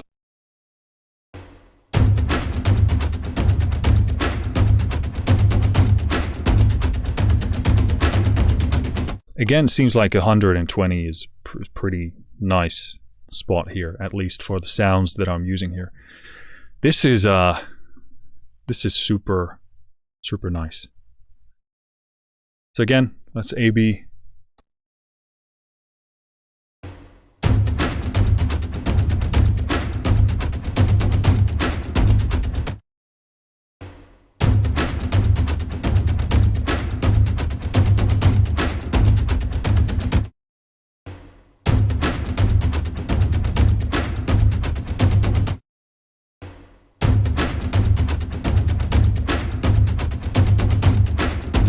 It just becomes so much more focused. Like this might be, I mean, if you're an audio engineer, you're listening on a Git system, you can hear the mids really dissipate in a nice way. Opens up super nicely. Very cool. I love this interface here because it really quickly, really easily lets you test different configurations and positions.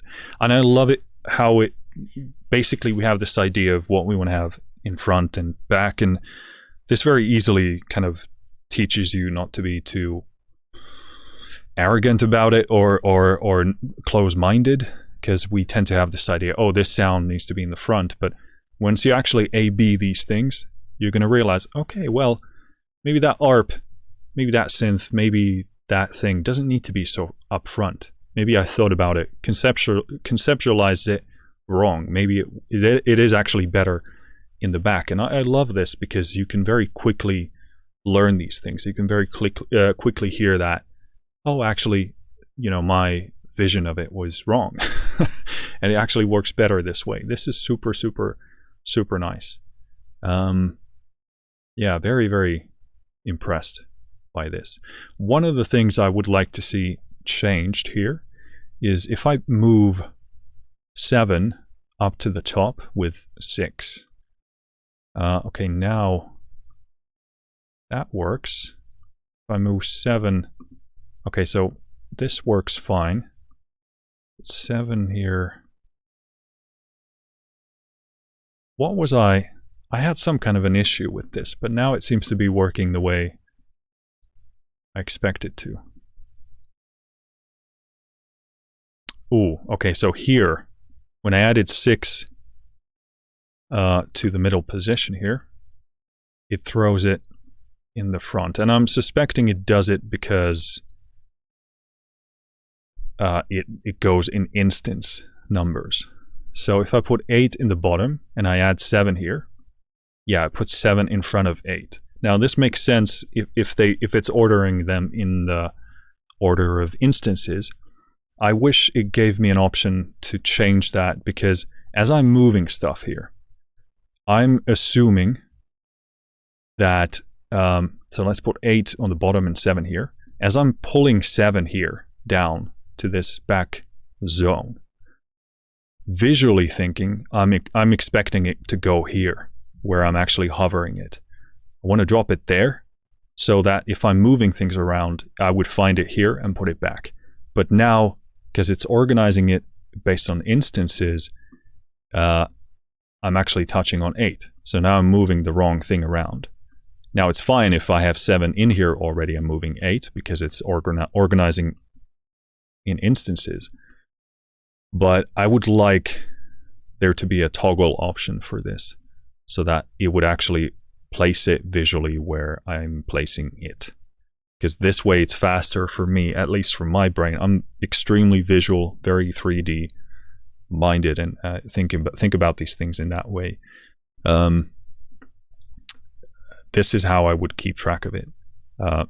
When I know it goes based on instances, that's fine, but I feel like that's an extra process there. Another thing that would make it faster is if I could color code all of these instances somehow. It doesn't seem like I can. So you can just choose the reference and you can choose to trash that. Let's see if you could double click to change the name of the track. Okay, well that helps for sure. And I can understand how color grading could be problematic also, because when you select these things, they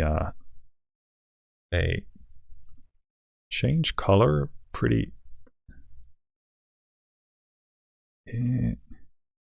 Yeah, I'm sure somebody designed this. And by the way, I love the interfaces. Sonible plugins look fantastic.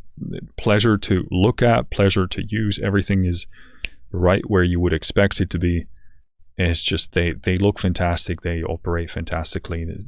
Brilliantly designed stuff. But you know, I'm nitpicking here, but I did notice myself losing track of what I was moving about. Again, first of all, please do name these instances instead of using instance 6 and 7 and 8.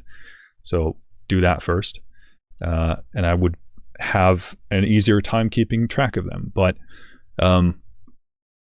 yeah, I would like some kind of a more visually consistent approach as well. If I slot it in here, that it would you know, stay there, because now it organizes based on instances. Again, good function, just a different option would be better. And if I could color code these, I understand that it needs to show what was moved last time. Okay, that's good, because that kind of does a part of what I wanna have. This is good. So they clearly thought of that and designed it in. And in here, why this stays green, I don't quite know. Again, I'm sure there's a design logic there, visually speaking. It certainly creates separation between the instances for sure, but I don't know what it's kind of communicating if I had more instances in here.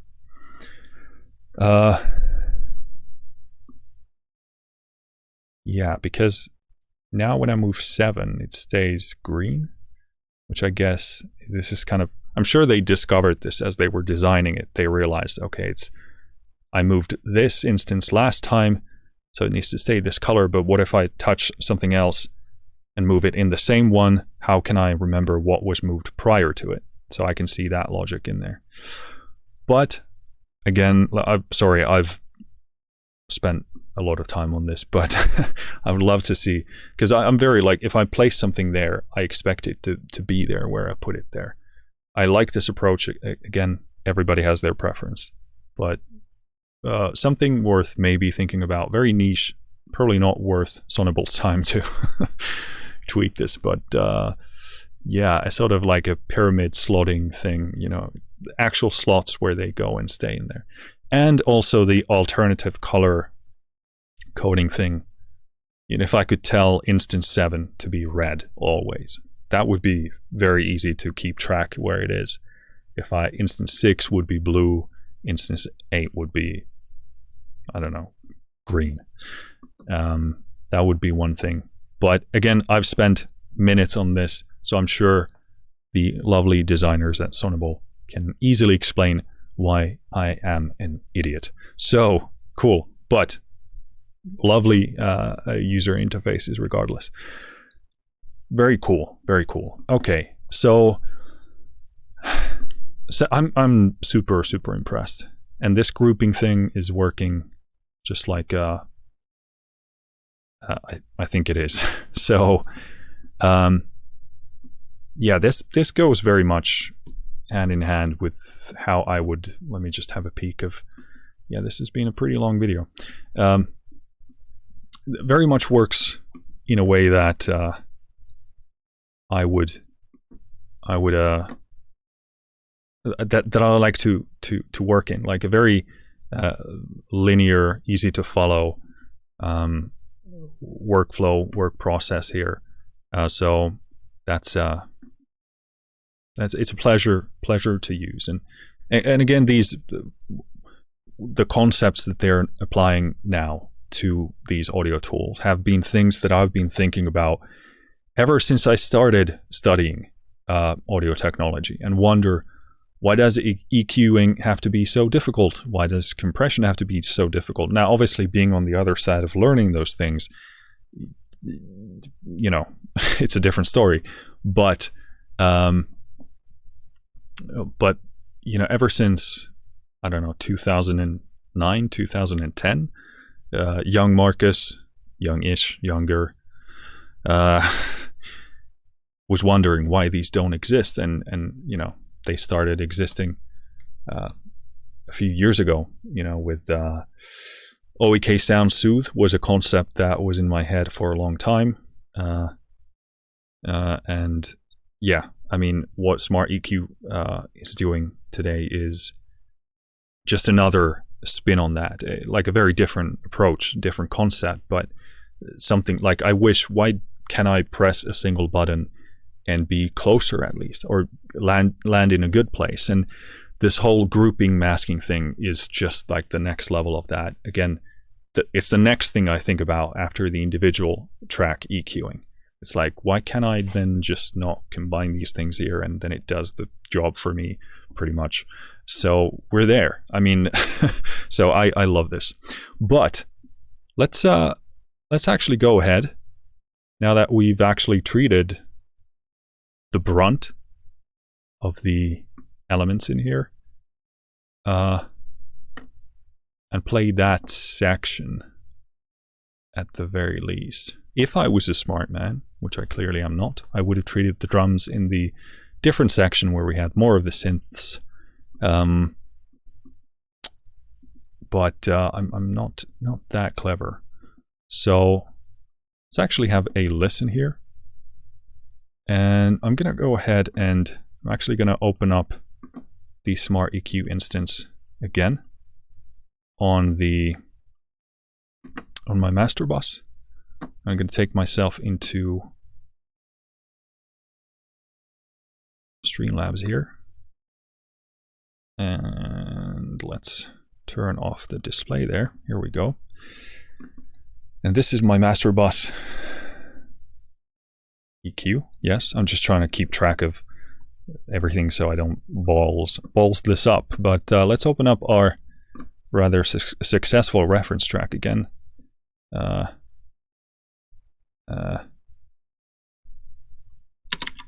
And let's do that, and let's play that section and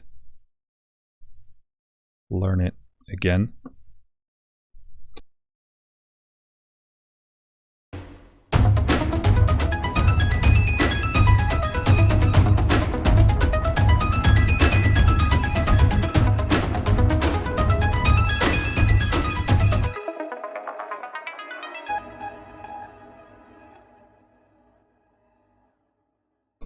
Oh, sorry. This has been such a long video that I'm again losing track of my muting and unmuting, but let's listen to let's add in the profile of the reference track mix.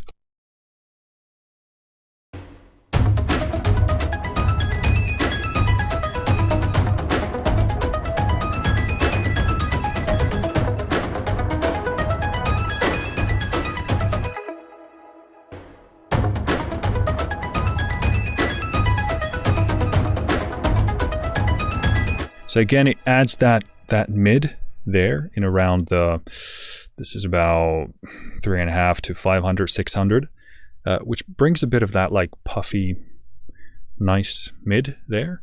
It's obviously too much, but this is a pretty good place. And again, this is teaching me so much about the balance of the master here in the reference. So let's do an A/B on and off comparison, starting with off.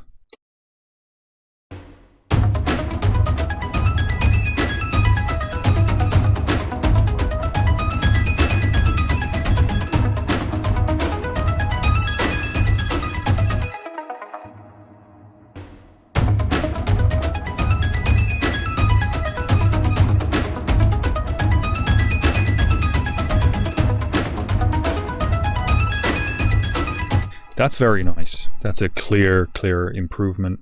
Takes control that low. I really like what it's doing here in the mids here. This is a really good balance.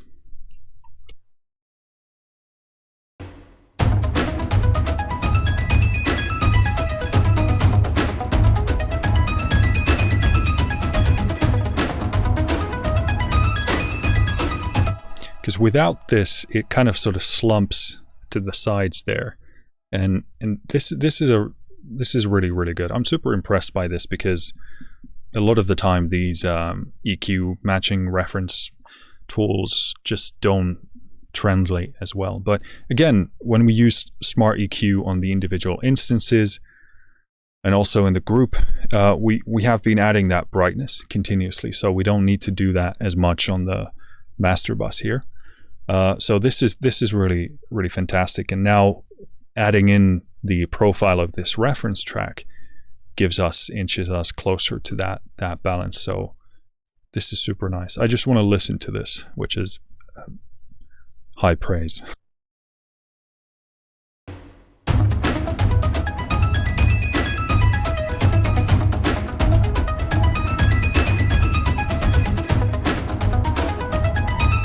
Yeah, the mix just kind of lightens up, gets more space, it breathes nicer, doesn't sort of clump together.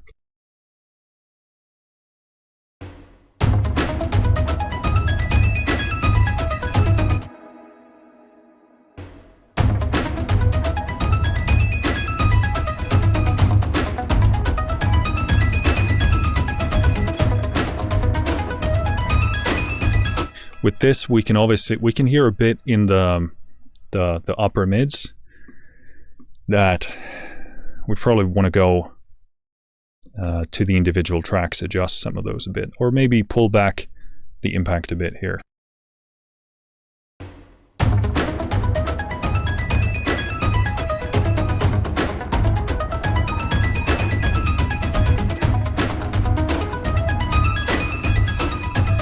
Because without it, we kind of have that kind of denser low mid bass there, like foundation, but it kind of gets a bit tight in the mids, the upper mids.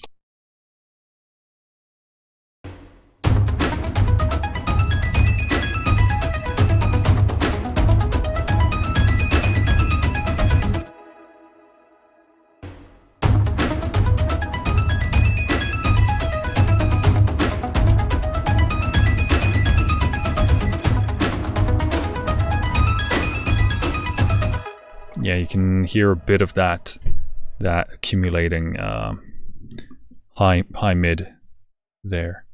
But yeah, I mean, still super impressive and super. It teaches you a lot about the references that you're listening to. But I think that's probably going to be enough for today. This has been going on for quite a long while. There are still many sound sources we could be looking at. We could have a bunch of vocals, a bunch of guitars. This is what I'm working on now, so that's what we used. But long story short, super impressed by this. On individual tracks, for the most part, very fast, instantly, speedily gives you an improvement. And again, I like to I'm already using a lot of great source sounds, so it's only a matter of slight polish and putting them together with one another. So at the individual level, I'm looking for a bit more clarity, a bit more just making it sit better, and these tools absolutely give you that. I add a taste of them in. Usually, as you saw with these sounds, usually the 30-40% mark is what I like to use. That's where you hear that improvement happen.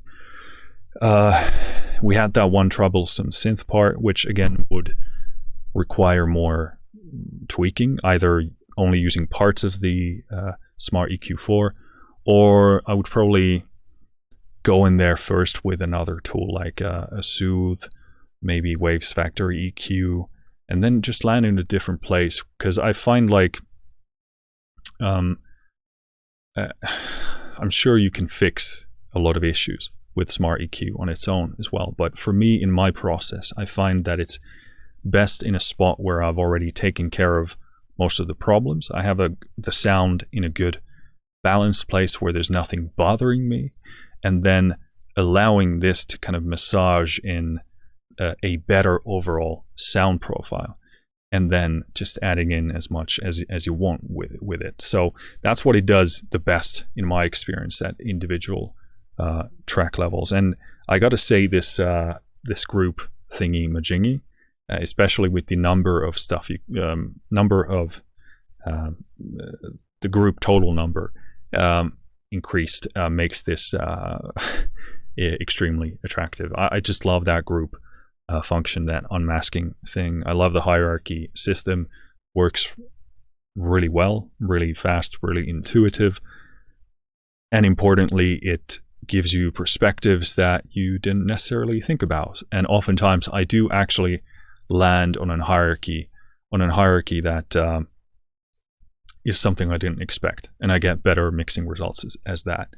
And I love that I can have, you know, a percussion group, a synth group, and then I can funnel those into an output now with my new balance, and then I can take a percussion stem, synth stem, make a new group, and then make those meld together. So this for me is simply one of the best EQ solutions out there. Yeah, I mean, if you are a good audio engineer, are you gonna EQ better than this? Well, that probably depends. I mean, if you're a pro, you're a pro. That's what it is.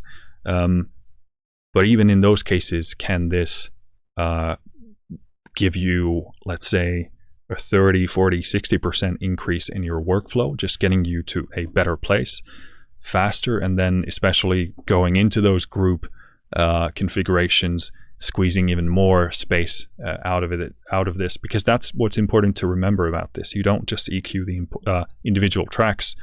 Much of EQing is making stuff fit with one another, and that's what every pro audio engineer is going to tell you, mixing engineer. So this does both of those, and indeed I think you get to a better result when you do both, do the individual and then the group combination. So yeah, even for the pros, is this going to make your process more streamlined, faster? I think for most people, yes. And certainly, like, for anybody who's starting out and who isn't perhaps so technically minded, or is simply still learning about EQ, or isn't, you know, that into a lot of this stuff, but you want to make your music sound better, this is a no-brainer for me. This is like, should be at the very top levels of what you should be looking at, what you should be getting. So I think that sums it up. Super impressed. I love this, and this is a clear step up and improvement from EQ3, which already was great. And I think what Sonible have done really well is that they don't try and change the stuff that already works. They see what works and they build upon that. And this is what people want to see. They want to see products improve and not just get worse and worse for the sake of being different, which is what a lot of companies unfortunately do when they don't have the leadership in order to see, you know, sense in what they're doing. And a lot of companies unfortunately just release new stuff for the sake of new stuff, and they don't actually improve the stuff. And Sonible is really, I'd say, at the pinnacle when it comes to, you know, audio processing plugins. They're really at the top in terms of doing that. They iterate, they improve, and they just keep getting better and better and better. And what makes that even more appealing is this pricing model, which I touched on. And by the way, I'm not being asked to say any of this. As I said in the beginning, I'm super impressed by how they choose to price their products. I mean, if you have Smart EQ3, 29 euros for that upgrade is just bonkers, no-brainers. And Yeah, so good on them. I wish nothing but the best for this company based on what they've been doing so far, what they seem to be doing now. So yeah, go get it, in my humble opinion. But for those of you listening to this or watching this, I'm sure many of you have this. So let me know what you think in your experience. And if you happen to be new to this, let me know what you think of this video.